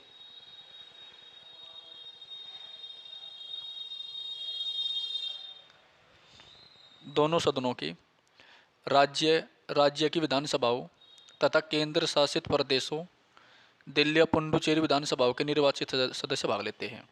ठीक है। अगला 162, भारतीय संविधान का निम्न में से कौन सा अनुच्छेद 35 वर्ष की आयु को भारत के राष्ट्रपति पद के लिए एक पात्रता मानदंड के रूप में घोषित करता है? यानी कौन सा आर्टिकल है जो ये कहता है कि भारत का जो राष्ट्रपति है वो 35 साल की आयु को पार करके बनेगा। ठीक है। तो भारतीय संविधान के अनुच्छेद 58 के अनुसार राष्ट्रपति निर्वाचित होने के लिए अर्हता है भारत का नागरिक हो, 35 वर्ष की आयु पूरी कर चुका हो, लोकसभा का सदस्य निर्वाचित होने की योग्यता रखता हो। ठीक है। 163वां क्वेश्चन है बेटा, राष्ट्रपति निर्वाचन के लिए नामांकन दाखिल करने के लिए प्रस्तावकों की हस्ताक्षरित सूची की आवश्यकता होती है। यानी कितने प्रस्तावक होंगे? तो प्रस्तावक की संख्या कितनी होती है? 50 होती है। ठीक है। प्रस्तावक कितने होते हैं? 50 होते हैं। 50 प्रस्तावक और 50 ही अनुमोदक होते हैं बेटा। ठीक है। तो राष्ट्रपति पद के लिए उम्मीदवार का नाम कम से कम 50 मतदाताओं द्वारा प्रस्तावित हो और 50 मतदाताओं द्वारा अनुमोदित होना चाहिए। क्या होना चाहिए? अनुमोदित होना चाहिए। ठीक है। भारतीय संविधान के निम्नलिखित में से कौन से अनुच्छेद क्रम से राष्ट्रपति और उपराष्ट्रपति द्वारा शपथ या प्रतिज्ञा से संबंधित है? शपथ या प्रतिज्ञा से संबंधित है। ठीक है बेटा। देखो, आर्टिकल 60 राष्ट्रपति की शपथ है और अनुच्छेद 69 में जो है, जो उपराष्ट्रपति होता है उसे भारत का राष्ट्रपति जो है शपथ दिलाता है। ठीक है। तो अनुच्छेद 60 के अनुसार राष्ट्रपति को उच्चतम न्यायालय का मुख्य न्यायाधीश तथा आर्टिकल 60 के अनुसार अनुच्छेद 60 के अनुसार राष्ट्रपति को उच्चतम न्यायालय का मुख्य न्यायाधीश शपथ दिलाता है। जब भारत के राष्ट्रपति है उन्हें सुप्रीम कोर्ट के जो चीफ जस्टिस होते हैं वो शपथ दिलाते हैं, जबकि आर्टिकल 69 के अनुसार उपराष्ट्रपति को तत्कालीन राष्ट्रपति शपथ दिलाते हैं। ठीक है। तो 60 में राष्ट्रपति की शपथ और प्रतिज्ञान का उल्लेख होगा, जिसके द्वारा सुप्रीम कोर्ट के मुख्य न्यायाधीश आर्टिकल 60 के द्वारा जो है राष्ट्रपति को शपथ दिलाते हैं और आर्टिकल 69 के द्वारा उपराष्ट्रपति को शपथ जो है भारत का राष्ट्रपति दिलावे। ठीक है। क्वेश्चन नंबर 165, भारत के राष्ट्रपति को हटाने के संबंध में निम्नलिखित में से कौन से कथन सत्य है? भारत के राष्ट्रपति को हटाने के संबंध में निम्नलिखित में से कौन से कथन सत्य है, सच है?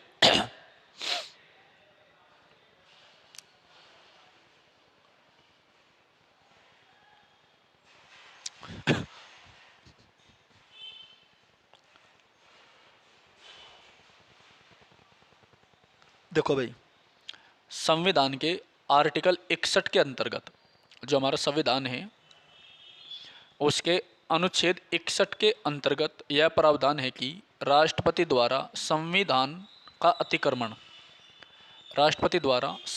अतिक्रमण करने पर संसद को यह शक्ति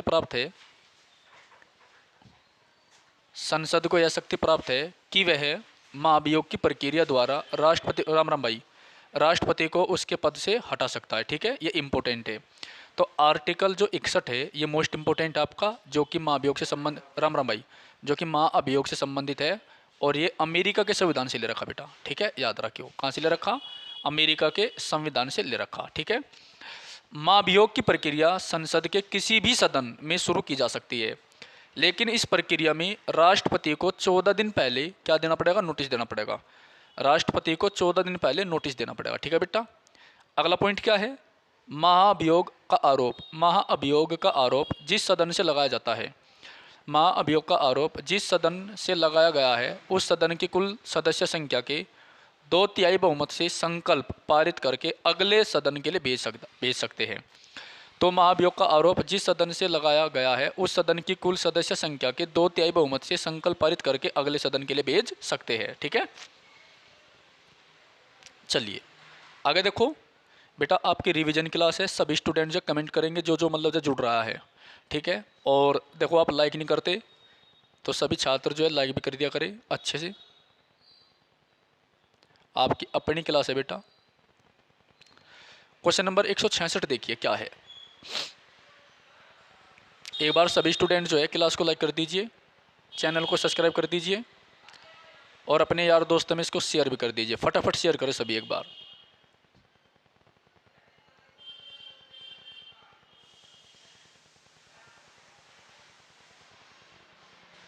चलिए आगे बढ़ते हैं क्वेश्चन नंबर 166 की ओर। बहुत इंपॉर्टेंट है बेटा, एक बार सभी बच्चे क्लास को लाइक कर दीजिए और जो क्लास देख रहे हैं बेटा सभी के सभी बालक जो है ज़्यादा से ज़्यादा क्वेश्चन के जवाब देने की कोशिश किया करें। ठीक है, फटाफट जवाब दिया करें। चलिए आगे बढ़ते हैं अगले क्वेश्चन की ओर।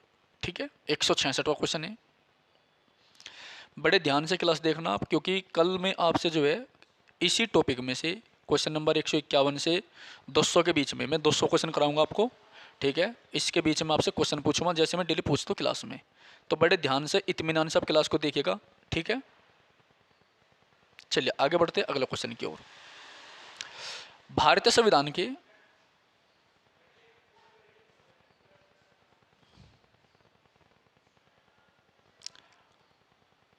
संविधान के निम्नलिखित में से किस अनुच्छेद में भारत के राष्ट्रपति पर महाभियोग की प्रक्रिया का उल्लेख है? किस अनुच्छेद में भारत के राष्ट्रपति पर महाभियोग की प्रक्रिया का उल्लेख है बेटा? तो 61 में है। किस में है? 61 में। ठीक है, याद रखना। तो जो आर्टिकल 60 है इसमें क्या है? इसमें राष्ट्रपति की जो शपथ है उसका उल्लेख है, याद रखना। ठीक है, चलिए तो राष्ट्रपति पर महाभियोग की प्रक्रिया का प्रावधान अनुच्छेद 61 में दिया गया है। राष्ट्रपति पर महाभियोग की प्रक्रिया का प्रावधान, राष्ट्रपति पर महाभियोग की प्रक्रिया का प्रावधान, राष्ट्रपति पर महाभियोग की प्रक्रिया का प्रावधान अनुच्छेद 61 में दिया गया है। राष्ट्रपति द्वारा संविधान का अतिक्रमण किए जाने पर उसके विरुद्ध महाभियोग चला जाता है।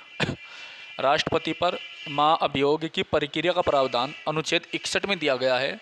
राष्ट्रपति द्वारा संविधान का अतिक्रमण करने पर, यानी संविधान के हिसाब से काम न करने पर, ठीक है, संविधान के हिसाब से काम न करने पर उसके विरुद्ध महाभियोग चलाया जाता है। राष्ट्रपति के विरुद्ध महाभियोग संसद द्वारा चलाई जाने वाली एक अर्धन्यायिक प्रक्रिया है। क्या है बेटा? अर्धन्यायिक प्रक्रिया है। तो अर्धन्यायिक का मतलब है कि न्यायालय इसकी जांच नहीं कर सकता, न्यायालय यानी कोर्ट इसकी जांच नहीं कर सकता, याद रखना। ठीक है, राष्ट्रपति पर महाअभियोग का प्रावधान अमेरिका से लिया गया है, ये मैंने बताया आपको। महाअभियोग का प्रस्ताव संसद का कोई भी सदन लागू कर सकता है, ला सकता है। संसद के 2 सदन है आपका, लोकसभा एंड राज्यसभा। तो मान लीजिए अगर लोकसभा महाअभियोग का प्रस्ताव लाई है तो राज्यसभा इसको क्या करेगी? अनुमोदित करेगी, इसकी जांच करेगी। ठीक है, याद रखना। तो महाअभियोग का प्रस्ताव संसद के किसी भी सदन में प्रस्तुत किया जा सकता है। इस प्रस्ताव की सूचना राष्ट्रपति को 14 दिन पूर्व प्राप्त होनी है। ठीक है। 167 निम्न में से किस कारण भारत के राष्ट्रपति को महाभियोग द्वारा उनके पद से हटाया जा सकता है? तो यदि वह संविधान का अतिक्रमण करता हो। ठीक है, चलिए ठीक है भाई, तो संविधान का उल्लंघन करने पर उसे उसके पद से हटा सकते हैं महाभियोग लगा करके। ठीक है, राष्ट्रपति पर महाअभियोग का प्रावधान भारतीय संविधान के आर्टिकल 61 में है। राष्ट्रपति पर महाअभियोग का जो प्रावधान है बेटा वो भारतीय संविधान के अनुच्छेद 61 में है। संविधान का अतिक्रमण करने पर संसद को यह शक्ति प्राप्त है। जो भारत का राष्ट्रपति है उस पर महाभियोग की प्रक्रिया आर्टिकल 61 में है और संविधान का अतिक्रमण करने पर संसद को यह शक्ति प्राप्त है कि राष्ट्रपति महाभियोग की प्रक्रिया चला सकती है। राष्ट्रपति पर महाभियोग की प्रक्रिया चला सकती है। राष्ट्रपति पर महाभियोग का प्रावधान कहाँ से लिया? हमने अमेरिका से लिया है। राष्ट्रपति के विरुद्ध महाभियोग संसद का कोई भी सदन चला सकता है, जो कि एक अर्ध न्यायिक प्रक्रिया है। अर्ध न्यायिक का मतलब है इसका जुडिशरी रिव्यू नहीं हो सकता, या कोर्ट इसके बीच में, अदालत इसके बीच में दखल अंदाजी नहीं कर सकती, या इसकी जांच नहीं कर सकती। ठीक है। क्वेश्चन नंबर 168, भारतीय संविधान के निम्नलिखित में से कौन सा अनुच्छेद भारतीय संविधान के भाग 5 से संबंधित है? भारतीय संविधान के निम्नलिखित में से कौन सा अनुच्छेद भारतीय संविधान के भाग 5 से संबंधित है बेटा? ठीक है। तो दिल्ली पुलिस कांस्टेबल 15 दिसंबर 2020 को एक क्वेश्चन आया हुआ है, बताना। आई रिपीट अगेन, भारतीय संविधान के कौन से अनुच्छेद भारतीय संविधान के भाग 5 से संबंधित है? कौन सा आर्टिकल भाग 5 से संबंधित है बेटा? ठीक है। तो आर्टिकल 62। ठीक है, क्या है?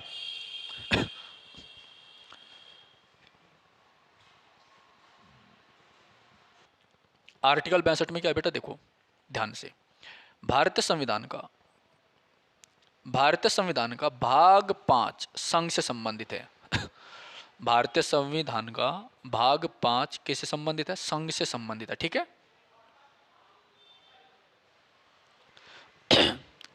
ओके बेटा, देखिए तो भाई आपका आंसर क्या बेटा? आर्टिकल 62 है, अनुच्छेद 62 है। ठीक है। तो भारतीय संविधान का भाग 5 जो कि संघ को उल्लेख करता है, भाग 5 में क्या है? संघ है। क्या है? संघ है। तो भाग 5 में आपका संघ है। भाग 5 आर्टिकल 52 से 151 तक है। भाग 5 जो है इसमें अनुच्छेद 52 से 151 तक है।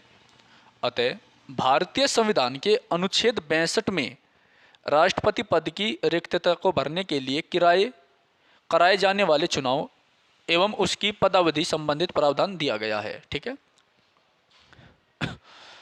169 क्वेश्चन को देखिए, भारत के संविधान के किस अनुच्छेद में यह प्रावधान है कि राष्ट्रपति या उपराष्ट्रपति के चुनाव में, भारत के संविधान के किस अनुच्छेद में यह प्रावधान है कि राष्ट्रपति या उपराष्ट्रपति के चुनाव में उत्पन्न विवाद सर्वोच्च न्यायालय द्वारा निपटाए जाएंगे?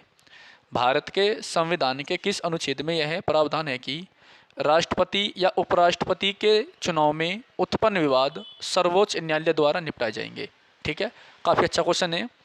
दिल्ली पुलिस में आ रहा बेटा 16 दिसंबर 2020 को। ठीक है। तो इसका आंसर है आर्टिकल 71, अनुच्छेद 71 में प्रोविजन है बेटा। ठीक है। तो भारतीय संविधान के अनुच्छेद 71 के तहत राष्ट्रपति और उपराष्ट्रपति संबंधित विवादों का निपटारा उच्चतम न्यायालय करेगा। भारतीय संविधान के आर्टिकल 71 के तहत राष्ट्रपति और उपराष्ट्रपति संबंधित विवादों का निपटारा कौन करेगा बेटा?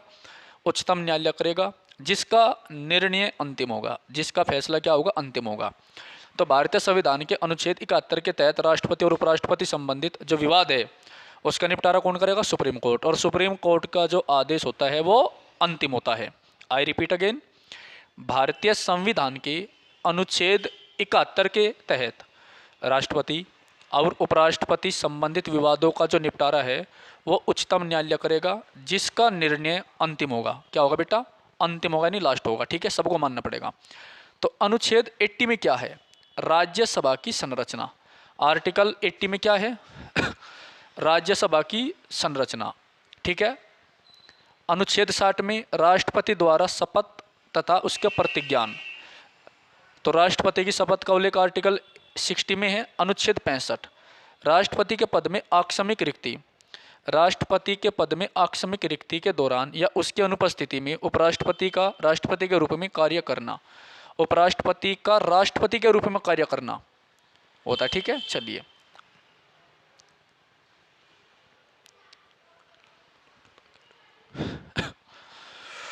भारतीय संविधान का कौन सा अनुच्छेद राष्ट्रपति और उपराष्ट्रपति के निर्वाचन से संबंधित है? राष्ट्रपति और उपराष्ट्रपति के निर्वाचन से संबंधित है।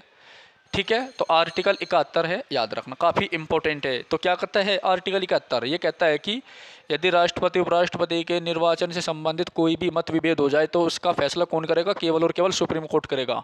क्या करेगा? Supreme court. और वो फैसला क्या होगा? अंतिम होगा, मानना पड़ेगा सबको। ठीक है। भारतीय संविधान का अनुच्छेद 71 राष्ट्रपति और उपराष्ट्रपति के निर्वाचन से उत्पन्न दुविधा जो दुविधा उत्पन्न होती है उसका फैसला करता है, याद रखना, बहुत इंपॉर्टेंट है। सभी विवादों की जांच भी करता है और उसका जो फैसला होता है वो क्या होगा, अंतिम होगा। अनुच्छेद 69 उपराष्ट्रपति द्वारा शपथ या प्रतिज्ञान शपथ का प्रारूप है। ठीक है, जो आर्टिकल 69 है इसके द्वारा क्या है, इसमें भारत का जो उपराष्ट्रपति होता है उसे भारत का राष्ट्रपति शपथ दिलाता है। भारत का जो उपराष्ट्रपति होता है उसे कौन शपथ दिलाता है, राष्ट्रपति। ठीक है। अनुच्छेद 70 आकस्मिकताओं में राष्ट्रपति के कार्यों का निर्वहन से संबंधित है। आकस्मिकताओं में राष्ट्रपति के कार्यों का निर्वहन से संबंधित है। ठीक है। अनुच्छेद 80 राज्यसभा की संरचना। आर्टिकल 80 में क्या है, राज्यसभा की संरचना। ठीक है, याद रखना। क्वेश्चन नंबर 171 है बेटा, देखिए ध्यान से। भारत में निम्नलिखित में से किसके पास किसी अपराधी के दंड को क्षमा करने, पर विलंबित करने या कम करने की शक्ति है। भारत में निम्नलिखित में से किसके पास किसी अपराधी के दंड को माफ करने, पर विलंबित करने या कम करने की शक्ति है, तो वह राष्ट्रपति के पास में। किसके पास है बेटा, राष्ट्रपति के पास है। ठीक है। तो अनुच्छेद 72 के तहत किसी अपराध के लिए दोष सिद्ध व्यक्ति के दंड को क्षमा किया जा सकता है। यानी आर्टिकल 72 में जो है राष्ट्रपति की क्षमादान की शक्ति है। आप शॉर्टकट में समझे, आर्टिकल 72 में राष्ट्रपति की क्षमादान की शक्ति है। ठीक है, इसके द्वारा राष्ट्रपति किसी भी अपराधी के दंड को माफ कर सकता है। ठीक है। आर्टिकल 130 में क्या बेटा, राष्ट्रपति को अध्यादेश जारी करने की शक्ति दी गई है। क्या दी गई है, राष्ट्रपति को अध्यादेश जारी करने की शक्ति दी गई है। तो अनुच्छेद 123 के तहत राष्ट्रपति को अध्यादेश जारी करने की शक्ति दी गई है। ठीक है, याद रखना। 172 भारतीय संविधान का अनुच्छेद 72 क्षमादान आदि और कुछ मामलों में सजा को निलंबित, परिहार या लघुकरण करने की शक्ति से संबंधित है। ठीक है, किसकी, राष्ट्रपति की। तो आर्टिकल 72 में क्या है, राष्ट्रपति की क्षमादान की शक्ति है। ठीक है, बहुत अच्छा है। तो भारतीय संविधान का आर्टिकल 72 के तहत राष्ट्रपति को क्षमादान की शक्ति प्रदान की गई है। राष्ट्रपति किसी भी अपराध से दोष सिद्ध व्यक्ति की सजा को माफ कर सकता है। राष्ट्रपति अपनी शक्ति का प्रयोग मंत्री परिषद की सलाह पर करता है। तो राष्ट्रपति इस शक्ति का जो प्रयोग करेगा वो मंत्री परिषद की सलाह पर करेगा। किसकी सलाह पर करेगा बेटा, मंत्री परिषद की सलाह पर करेगा, याद रखना। ठीक है, बहुत अच्छा है, इंपॉर्टेंट है। चले आगे।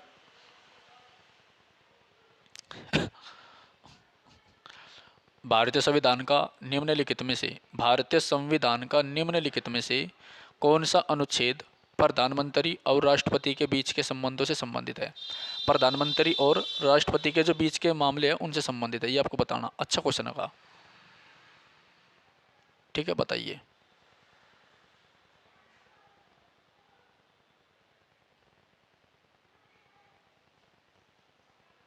चलिए आगे बढ़ते हैं।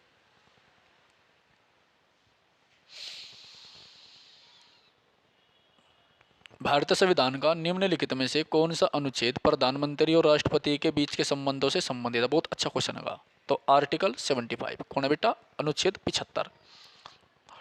अनुच्छेद 25 भारत के सभी नागरिकों को धार्मिक स्वतंत्रता का अधिकार देता है। क्या देता है, धार्मिक स्वतंत्रता का अधिकार देता है। अनुच्छेद 25 भारत के सभी नागरिकों को धार्मिक स्वतंत्रता का अधिकार देता है, याद रखना।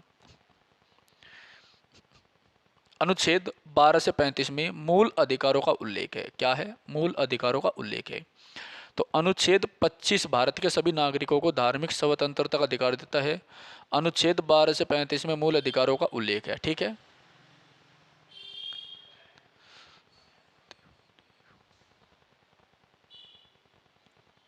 नेक्स्ट,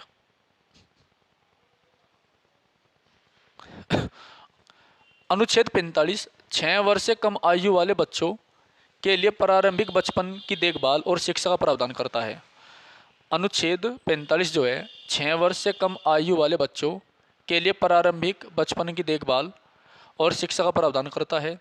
अनुच्छेद 75 में प्रधानमंत्री की नियुक्ति राष्ट्रपति द्वारा की जाएगी। ठीक है, प्रधानमंत्री की जो नियुक्ति है वो राष्ट्रपति करता है, इसका प्रावधान है। ठीक है बेटा, चलिए उसके बाद है अगला क्वेश्चन। भारतीय संविधान के निम्नलिखित में से किस अनुच्छेद में यह उल्लेख है कि भारत सरकार की समस्त कार्यपालिका शक्ति, भारत सरकार की जो सारी की सारी कार्यपालिका शक्तियां हैं वो राष्ट्रपति के नाम से की जाएगी? तो आर्टिकल 77 कौन करता है? अनुच्छेद 77। ठीक है, याद रखना, बहुत अच्छा क्वेश्चन है, इंपॉर्टेंट है। ठीक है,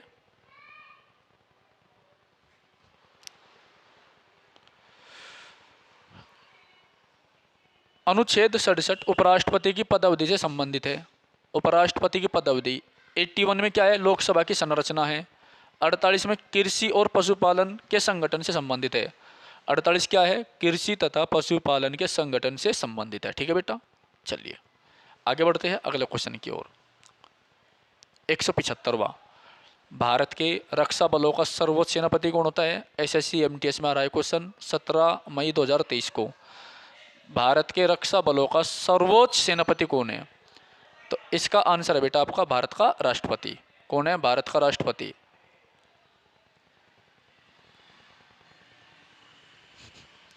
भारत के रक्षा बलों का सर्वोच्च सेनापति भारत का राष्ट्रपति होता है। संसद को राष्ट्रपति द्वारा सैन्य शक्ति के प्रयोग को विनियमित या नियंत्रित करने का अधिकार है। क्या करने का अधिकार है? विनियमित या विनियंत्रित करने का अधिकार है। भारत की आकस्मिकता नीति का संरक्षक कौन होता है बेटा? आकस्मिक जो नीति है इसका संरक्षक कौन होता है? आकस्मिक नीति भारत का राष्ट्रपति। ठीक है, तो भारतीय संविधान के अनुच्छेद 267 क्लोज 1 के तहत संसद को भारत की आकस्मिक नीति स्थापित करने की शक्ति है। संसद को भारत की आकस्मिक नीति स्थापित करने की शक्ति प्रदान की गई है। क्या की गई है? शक्ति प्रदान की गई है बेटा, याद रखना। क्या की गई है? शक्ति प्रदान की गई है। ठीक है, याद रखना, बहुत इंपॉर्टेंट है।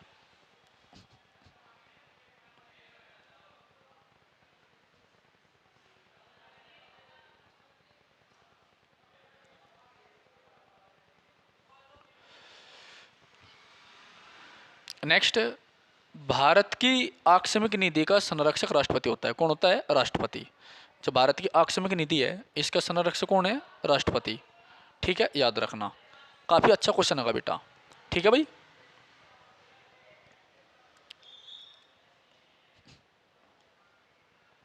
अगले क्वेश्चन की ओर बढ़ते हैं।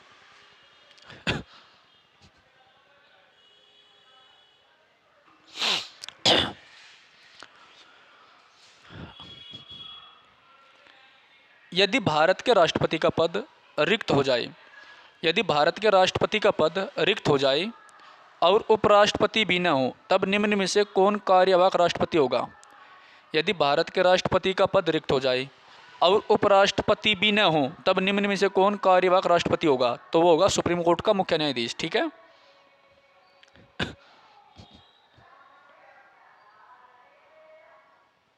देख लो भाई ये रहा।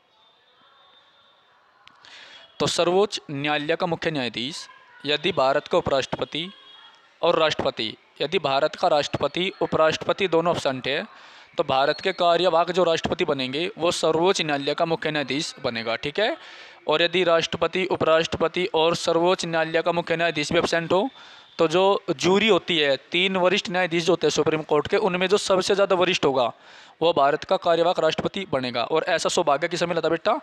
ऐसा सौभाग्य मिला था मोहम्मद हिदायतुल्लाह खान को। किसे मिला था? मोहम्मद हिदायतुल्लाह खान को। ठीक है, 1969 में। बहुत इंपॉर्टेंट है, याद रखना। ठीक है, चलिए देख लेते हैं आगे। राष्ट्रपति की बीमारी, अनुपस्थिति अथवा अन्य किसी कारण से, अगर राष्ट्रपति बीमार हो, अनुपस्थित हो, अगर राष्ट्रपति बीमार हो या घर के मामलों में बिजी हो अथवा अन्य किसी कारण से अपने पद पर कार्य करने की असमर्थता की स्थिति में उपराष्ट्रपति द्वारा राष्ट्रपति का कार्य निष्पादित किया जाएगा। उपराष्ट्रपति के पद खाली होने की स्थिति में भारत के सर्वोच्च न्यायालय का मुख्य न्यायाधीश कार्यवाहक राष्ट्रपति बनता है। ठीक है, नेक्स्ट। संसद के दोनों सदनों द्वारा पारित होने और खाली स्थान द्वारा सहमति, तो संसद के दोनों सदनों द्वारा पारित होने और राष्ट्रपति द्वारा सहमति के बाद कोई विधेयक संसद का अधिनियम बन जाता है। ठीक है, अगर लोकसभा राज्यसभा से कोई विधेयक पास हो जाता है और राष्ट्रपति उस पर अपने हस्ताक्षर कर देता, मंजूरी दे देता है, तो वो क्या बन जाता है? अधिनियम बन जाता है। ठीक है, कानून बन जाता है, याद रखना। संसद के दोनों सदनों द्वारा पारित होने और राष्ट्रपति द्वारा सहमति के बाद कोई विधेयक क्या बन जाता है बेटा, कानून बन जाता है, याद रखना। नेक्स्ट, भारतीय संविधान के कौन से अनुच्छेद संघ की कार्यपालिका संबंधित है? अनुच्छेद कौन सा संघ की कार्यपालिका? बहुत अच्छा क्वेश्चन है, संघ की कार्यपालिका। ठीक है, तो संघ की कार्यपालिका से आपका आर्टिकल 52 से लेकर 78 तक है।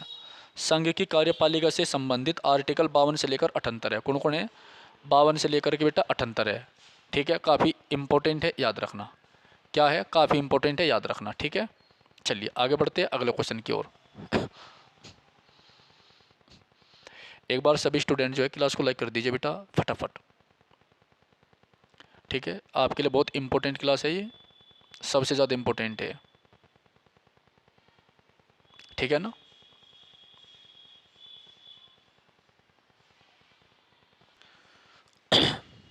ओके, तो भारतीय संविधान का भाग 5 का अध्याय 1 अनुच्छेद 52 से 78 संघीय कार्यपालिका के बारे में प्रावधान करता है।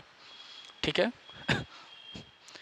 इसके तहत राष्ट्रपति, उपराष्ट्रपति, प्रधानमंत्री, मंत्रिपरिषद तथा भारत के मान्यवादी से संबंधित प्रावधान है। ठीक है, यानी 52 से राष्ट्रपति शुरू हो जा और 76 में मान्यवादी। तो इसके बीच में क्या क्या पढ़ते हैं आप? राष्ट्रपति, उपराष्ट्रपति, प्रधानमंत्री, मंत्रिपरिषद और भारत के मान्यवादी के बारे में आप पढ़ते हैं। ठीक है बेटा, चलिए 180वां क्वेश्चन है, किस भारतीय राष्ट्रपति ने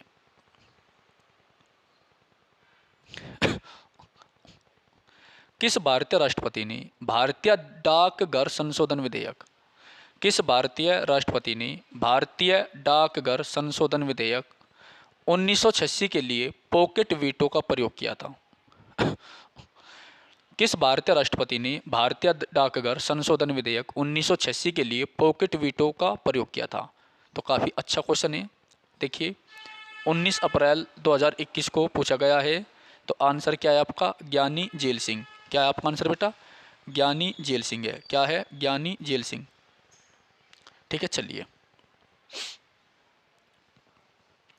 भारतीय संविधान के आर्टिकल 111 भारतीय संविधान के अनुच्छेद 111 के तहत भारत के राष्ट्रपति को एक विशेष शक्ति प्राप्त है। ठीक है, जो हमारे देश के राष्ट्रपति है उनको एक शक्ति दी गई है। किस अनुच्छेद के द्वारा बेटा? 111 के द्वारा। ठीक है, अब वो शक्ति हम देखते हैं क्या क्या है, जिसके आधार पर राष्ट्रपति किसी भी विधेयक, कोई भी जो विधेयक होता है या प्रस्ताव होता है उसे अस्वीकृत कर सकता है। यानी 111 जो आर्टिकल है राष्ट्रपति को शक्ति देता है कि वो किसी भी विधेयक को या तो स्वीकार कर सकता है या अस्वीकृत कर सकता है। जब राष्ट्रपति न तो विधेयक पर अपनी अनुमति देता, ना तो स्वीकार करता और न ही उसे पुनर्विचार के लिए भेजता, तो इसके बाद विधेयक का अंत हो जाता है। अगर राष्ट्रपति किसी विधेयक को अपनी सहमति नहीं देता, ठीक है, और उसे पुनर्विचार के लिए भी नहीं भेजता, तो उस विधेयक का अंत हो जाता है, जिसे राष्ट्रपति की पॉकेट वीटो शक्ति कहा जाता है। तो पॉकेट वीटो शक्ति क्या होती है? पॉकेट वीटो शक्ति ये होती है कि अगर राष्ट्रपति के पास कोई विधेयक गया, कोई बिल गया, राष्ट्रपति ने उस बिल को स्वीकार नहीं किया, एक्सेप्ट नहीं किया और उसे पुनर्विचार के लिए भी नहीं भेजा, ठीक है, यानी लंबित रखा, तो कुछ समय बाद में वो जो बिल होता है वो अपना आप ही क्या हो जाता है? ख़त्म हो जाता है। ठीक है, उसका अंत हो जाता है। पॉकेट वीटो शक्ति का प्रयोग सर्वप्रथम राष्ट्रपति ज्ञानी जेल सिंह ने किया था। कब? 1986 में। 1986 में भारतीय डाकघर संशोधन विधेयक में। कब किया था? भारतीय डाकघर संशोधन विधेयक में। कब किया था बेटा? भारतीय डाकघर संशोधन विधेयक में। ठीक है, याद रखना, बहुत अच्छा क्वेश्चन है भाई। ठीक है, चलिए आगे बढ़ते हैं अगले क्वेश्चन की ओर।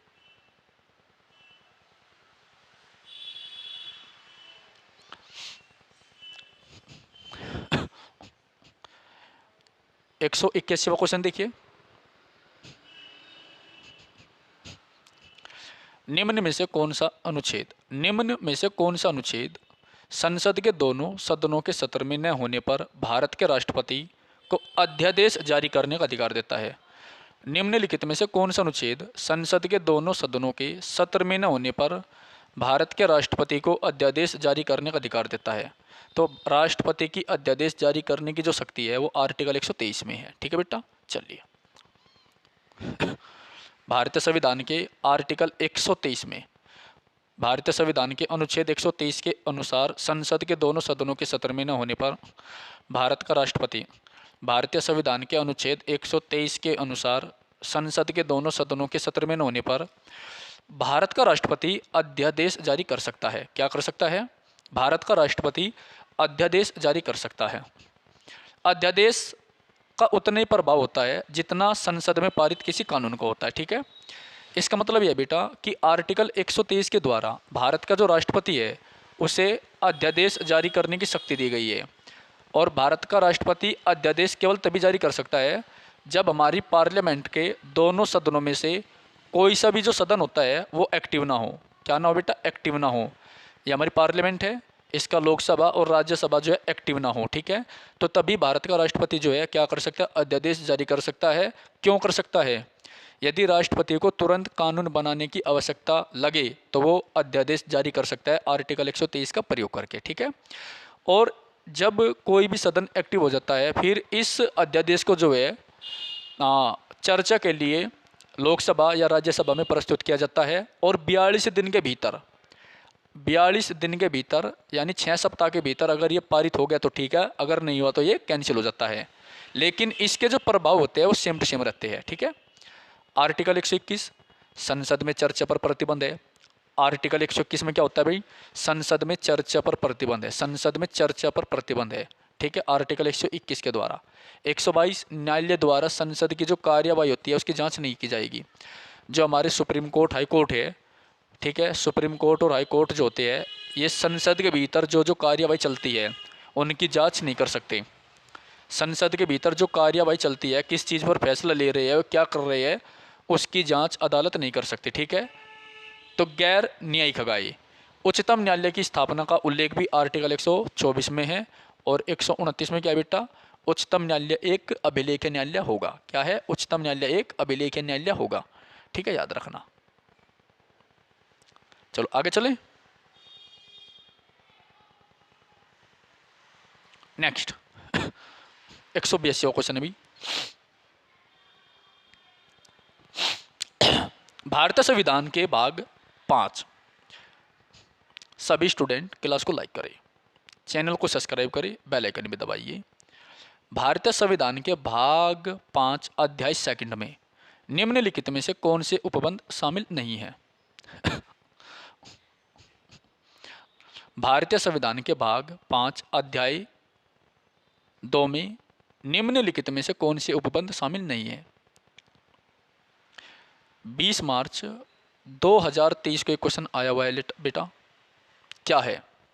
संसद के विश्रांति काल के दौरान अध्यादेश प्रख्यापित करने की राष्ट्रपति की शक्ति। ठीक है, चलिए। संसद के विश्रांति काल के दौरान अध्यादेश जारी करने की राष्ट्रपति की शक्ति का प्रावधान भाग 5 के अध्याय 3 में है। भाग 5 के अध्याय 3 में, भाग 5 में क्या बेटा? संघ की व्याख्या है। और याद रखना, संघवाद जो शब्द है, संघवाद, इसका उल्लेख भारतीय संविधान में नहीं है। तो संघ भाग 5 में है लेकिन संघवाद हमारे संविधान में उल्लेखित नहीं है। ठीक है, तो भाग 5 के अध्याय नंबर 3 में है। राष्ट्रपति की अध्यादेश जारी करने की जो शक्ति है वो आर्टिकल 123 में है। तो भारत का राष्ट्रपति अध्यादेश अनुच्छेद 123 के द्वारा जारी करता है। बाकी सब चीज़ मैंने बता दी आपको।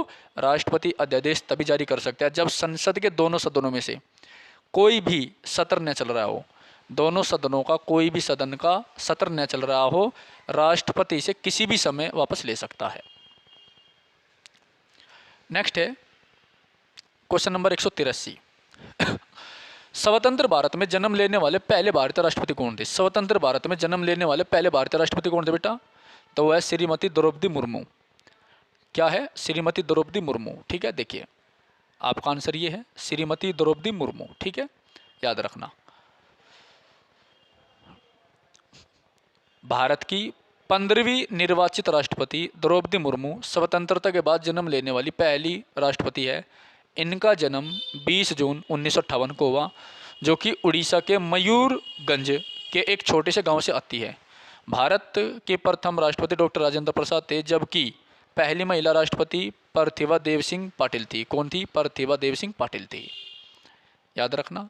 नेक्स्ट 184वां क्वेश्चन है, भारतीय संविधान के किस भाग में, भारतीय संविधान के किस भाग में उल्लेखित है कि भारत का एक उपराष्ट्रपति भी होगा? किस भाग में कहा गया है कि भारत का एक उपराष्ट्रपति भी होगा?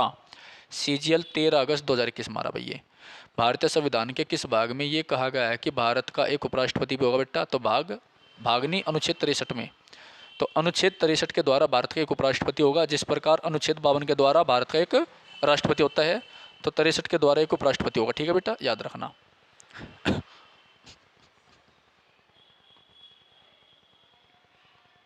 चल आगे बढ़ते हैं अगला क्वेश्चन की ओर। भारतीय संविधान के अनुच्छेद 63 में भारत का एक उपराष्ट्रपति होगा। उपराष्ट्रपति का पद अमेरिका के संविधान से लिया गया है। उपराष्ट्रपति राष्ट्रपति के बाद भारत का दूसरा सर्वोच्च अधिकारी होता है। भारत के प्रथम उपराष्ट्रपति सर्वपल्ली राधाकृष्णन थे, जिनकी याद में 5 सितंबर को शिक्षक दिवस मनाया जाता है, याद रखना। और वर्तमान में भारत के जो उपराष्ट्रपति है वो कौन है? जगदीप धनखड़ है। कौन है? जगदीप धनखड़ है। आर्टिकल 45 में क्या बेटा? 6 वर्ष से कम आयु के बालकों के लिए निःशुल्क व अनिवार्य शिक्षा का उपबंध है। क्या है? निःशुल्क और अनिवार्य शिक्षा का जो है ना उपबंध है। ठीक है, याद रखना। उसके बाद आर्टिकल 56 में क्या है? राष्ट्रपति का कार्यकाल 5 वर्ष निर्धारित होगा। यानी भारत का जो राष्ट्रपति है उसका कार्यकाल 5 साल का निर्धारित कर रखा है। ये आर्टिकल 56 में इसका उल्लेख है। 75 में प्रधानमंत्री की नियुक्ति राष्ट्रपति करेगा। प्रधानमंत्री की नियुक्ति राष्ट्रपति करेगा और अन्य मंत्रियों की नियुक्ति राष्ट्रपति प्रधानमंत्री की सलाह पर करेगा। ठीक है, याद रखना। Question number 185। भारत का उपराष्ट्रपति बनने के लिए निम्नलिखित में से कौन सी पात्रता आवश्यक नहीं है? भारत का उपराष्ट्रपति बनने के लिए निम्नलिखित में से कौन सी पात्रता आवश्यक नहीं है? भारत का उपराष्ट्रपति बनने के लिए निम्नलिखित में से कौन सी पात्रता आवश्यक नहीं है बेटा? ठीक है, याद रखना।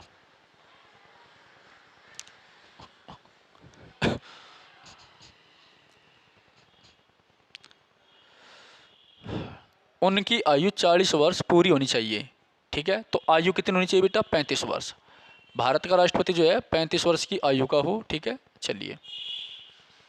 तो अनुच्छेद 66 क्लोज 3, अनुच्छेद 66 क्लोज 3 के अनुसार उपराष्ट्रपति पद के लिए किसी उपराष्ट्रपति है, कोई बात नहीं। अनुच्छेद 66 क्लोज 3 के अनुसार उपराष्ट्रपति पद के लिए किसी भी व्यक्ति में ये योग्यता होनी चाहिए। नंबर 1, वह भारत का नागरिक हो। ठीक है, राष्ट्रपति की भी सेम है भाई। उपराष्ट्रपति बनने के लिए भी भारत का नागरिक होना चाहिए, राष्ट्रपति बनने के लिए भी भारत का नागरिक होना चाहिए। दूसरा, वह 35 वर्ष की आयु पूरी कर चुका हो। दोनों के लिए भी सेम है।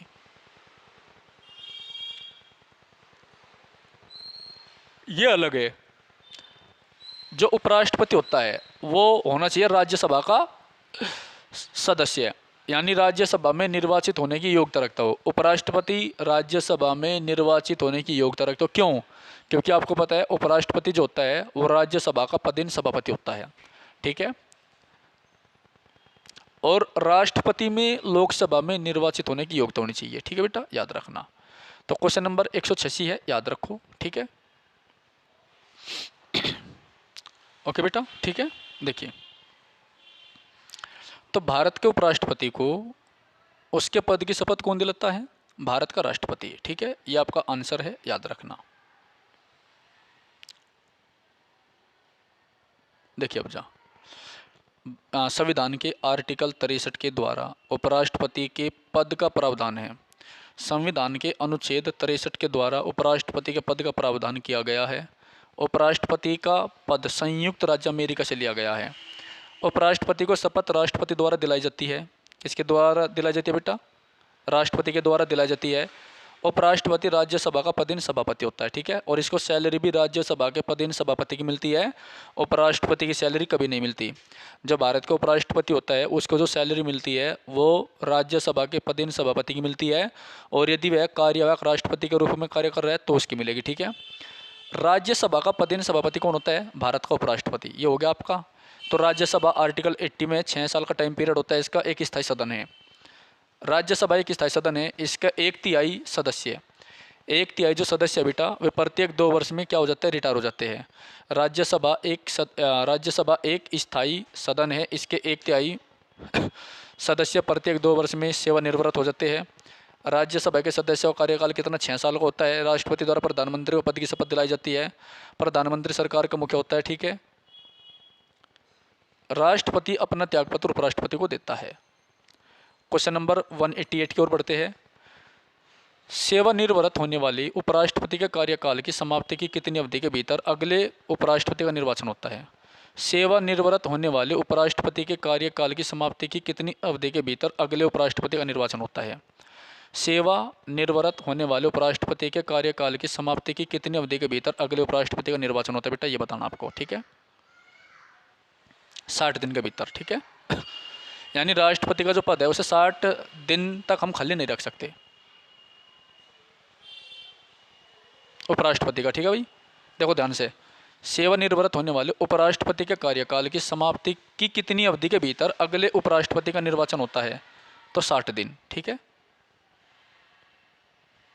अगले उपराष्ट्रपति का निर्वाचन निवर्तमान उपराष्ट्रपति के पद अवधि की समाप्ति के 60 दिनों के भीतर किया जाना चाहिए। कितने दिनों के भीतर किया जाना चाहिए? 60 दिनों के भीतर किया जाना चाहिए, ठीक है। भारतीय संविधान का कौन सा अनुच्छेद उपराष्ट्रपति के चुनाव से संबंधित है? कौन सा अनुच्छेद उपराष्ट्रपति के चुनाव से संबंधित है? आर्टिकल 66 है। तो उपराष्ट्रपति का जो चुनाव होता है वो आर्टिकल 66 में उसका उल्लेख है बेटा, ठीक है।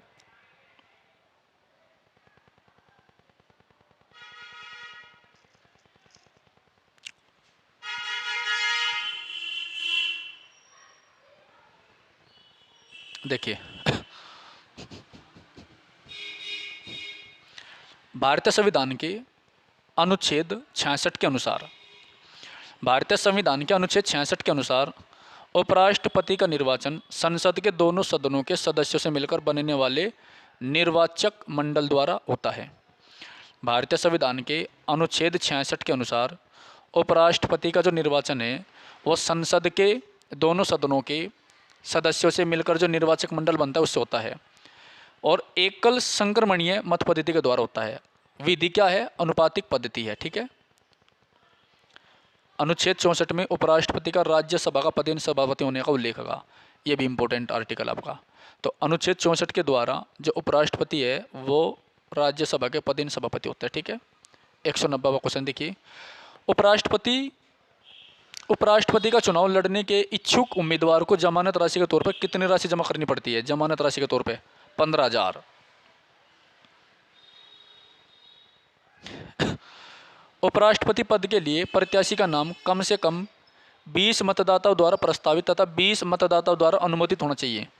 उपराष्ट्रपति पद के लिए जो प्रत्याशी होता है उसका नाम कम से कम 20 मतदाताओं द्वारा प्रस्तावित और 20 मतदाताओं द्वारा अनुमोदित होना चाहिए, जबकि राष्ट्रपति का 50 है, ठीक है। याद रखना, काफ़ी अच्छा क्वेश्चन होगा। चलिए अगला क्वेश्चन देखिए, 191वां 191। निम्न में से कौन भारत के प्रथम उपराष्ट्रपति थे? तो सर्वपल्ली राधाकृष्णन थे, ये भारत के पहले उपराष्ट्रपति थे। तो सर्वपल्ली राधाकृष्णन थे जो कि भारत के पहले उपराष्ट्रपति थे। 5 सितंबर को इनकी याद में क्या मनाया जाता है? शिक्षक दिवस, ठीक है, टीचर्स डे मनाया जाता है। तो सर्वपल्ली राधाकृष्णन भारत के प्रथम उपराष्ट्रपति थे और देश के दूसरे राष्ट्रपति थे, याद रखना। तो पहले राष्ट्रपति कौन थे? डॉक्टर राजेंद्र प्रसाद थे। डॉक्टर सर्वपल्ली का जन्म 5 सितंबर 1888 को मद्रास में हुआ था। इनके जन्म दिवस के उपलक्ष्य में प्रतिवर्ष राष्ट्रीय शिक्षक दिवस मनाया जाता है और सर्वपल्ली राधाकृष्णन 1954 में भारत रत्न से सम्मानित हुए थे, ठीक है, याद रखना। क्वेश्चन नंबर 192, भारत के तीसरे उपराष्ट्रपति निम्नलिखित में से कौन थे? तीसरे उपराष्ट्रपति कौन थे? अच्छा क्वेश्चन होगा।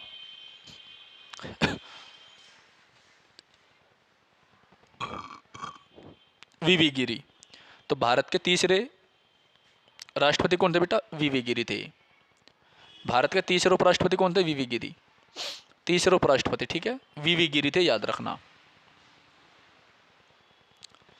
देखिए,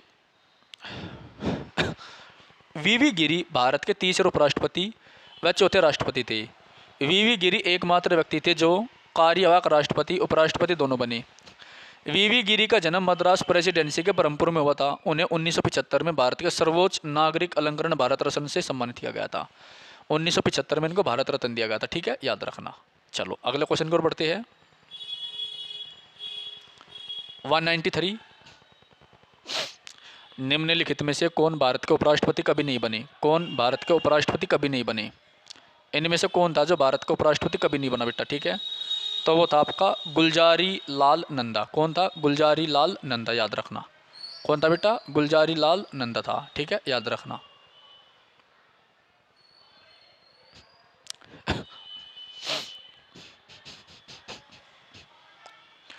तो गुलजारी लाल नंदा का जन्म 4 जुलाई 1898 को हुआ। वही वर्तमान पाकिस्तान के पंजाब प्रांत के सियालकोट में पैदा हुए थे। गुलजारी लाल नंदा भारत के प्रथम और एकमात्र कार्यवाहक प्रधानमंत्री थे। गुलजारी लाल नंदा जो थे भारत के एकमात्र कार्यवाहक प्रधानमंत्री थे। ठीक है, 1964 में पंडित जवाहरलाल नेहरू की मृत्यु के बाद 13 दिवसीय कार्यकाल के लिए भारत के प्रधानमंत्री बने थे। भारत के सर्वोच्च नागरिक पुरस्कार भारत रत्न तथा पद्म विभूषण दोनों पुरस्कारों से 97 में उनको सम्मानित किया गया था। ठीक है, क्वेश्चन नंबर 94 है, भारत के संविधान के किस अनुच्छेद के तहत प्रधानमंत्री मंत्री परिषद का प्रमुख होता है? प्रधानमंत्री मंत्री परिषद का प्रमुख होता है अनुच्छेद 74। किसके तहत होता है बेटा? आर्टिकल 74 के। आर्टिकल 74 के तहत होता है। किसके तहत? आर्टिकल 74 के। ठीक है, याद रखना।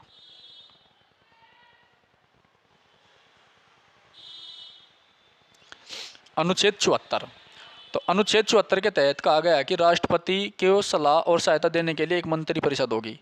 कौन होगी? मंत्री परिषद, जिसका प्रधान कौन होगा? प्रधानमंत्री होगा।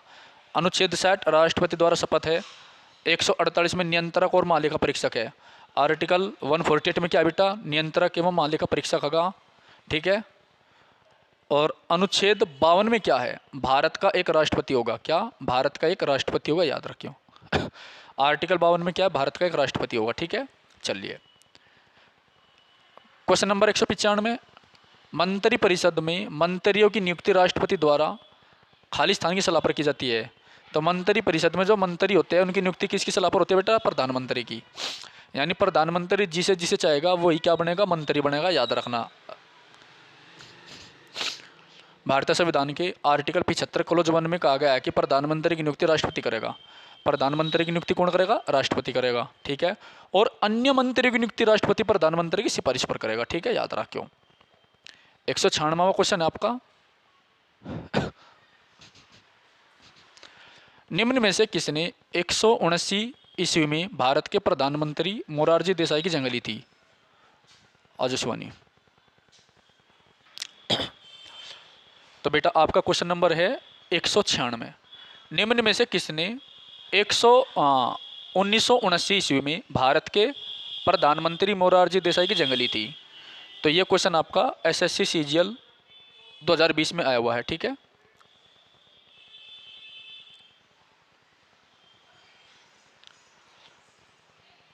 तो इसका आंसर क्या है? चौधरी चरण सिंह। तो चौधरी चरण सिंह ने जो है मोरारजी देसाई की जगह ली थी, याद रखना, बहुत इंपॉर्टेंट क्वेश्चन होगा। ठीक है, तो चौधरी चरण सिंह जो है 28 जुलाई 1979 से 14 जनवरी 1980 के बीच भारत के 5वें प्रधानमंत्री के रूप में उन्होंने कार्य किया।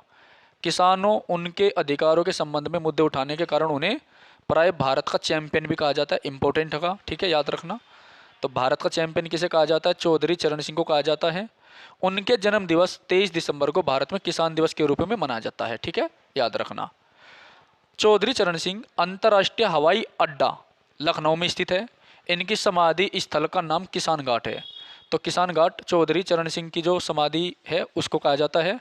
ठीक है, बहुत इंपॉर्टेंट है। और ये लोकसभा का, इन्होंने अपने जीवन काल में कभी भी लोकसभा का सामना नहीं किया है, याद रखना। ठीक है, चलिए अगला क्वेश्चन है 197वां। लोकसभा के अधिनियम के अंतर्गत सदन का नेता का अर्थ होता है प्रधानमंत्री। ठीक है, जो सदन का नेता होता है, सदन का जो नेता होता है उसका अर्थ क्या होता है बेटा? प्रधानमंत्री होता है, याद रखना। ठीक है, तो प्रधानमंत्री आपका जो है सदन का नेता होता है, बहुत इंपॉर्टेंट है।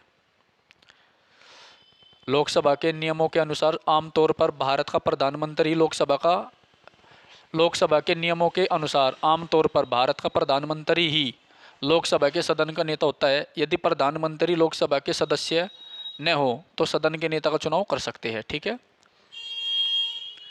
198वां क्वेश्चन है, सितंबर 2022 में भारत के अटॉर्नी जनरल न्यायवादी किसे बनाया गया था? इसको तो छोड़ो आप। ये देखो, भारतीय संविधान के भाग 5 में, जिसमें संघ का उल्लेख है, अनुच्छेद 76 में भारत के मान्यवादी के पद का उल्लेख होगा। अटॉर्नी जनरल भारत सरकार का सर्वोच्च विधिक अधिकारी होता है जो भारत सरकार को कानूनी मामलों पर सलाह देता है। अटॉर्नी जनरल उच्चतम न्यायालय व उच्च न्यायालय में भारत सरकार का प्रतिनिधित्व करता है। और भारत के प्रथम मान्यवादी कौन थे? MC शीतलवाड़ थे। ये इंपॉर्टेंट क्वेश्चन है आपका। तो भारत के पहले जो मान्यवादी थे वो MC शीतलवाड़ थे, याद रखना। आर्टिकल 76 क्लोज 1 में क्या है? मान्यवादी की नियुक्ति संघीय मंत्री परिषद की सलाह पर राष्ट्रपति करेगा। ठीक है, याद रखना।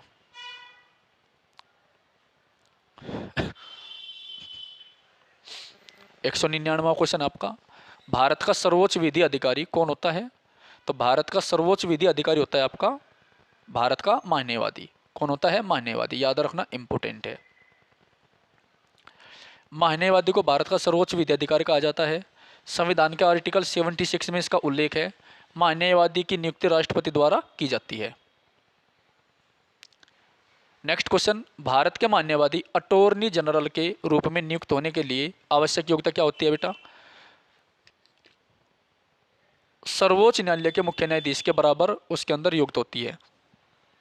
यानी जो योग्यता सुप्रीम कोर्ट के मुख्य न्यायाधीश की होती है, सेम योग्यता इसकी होती है। ठीक है, याद रखना, बहुत इंपॉर्टेंट है ये। ओके,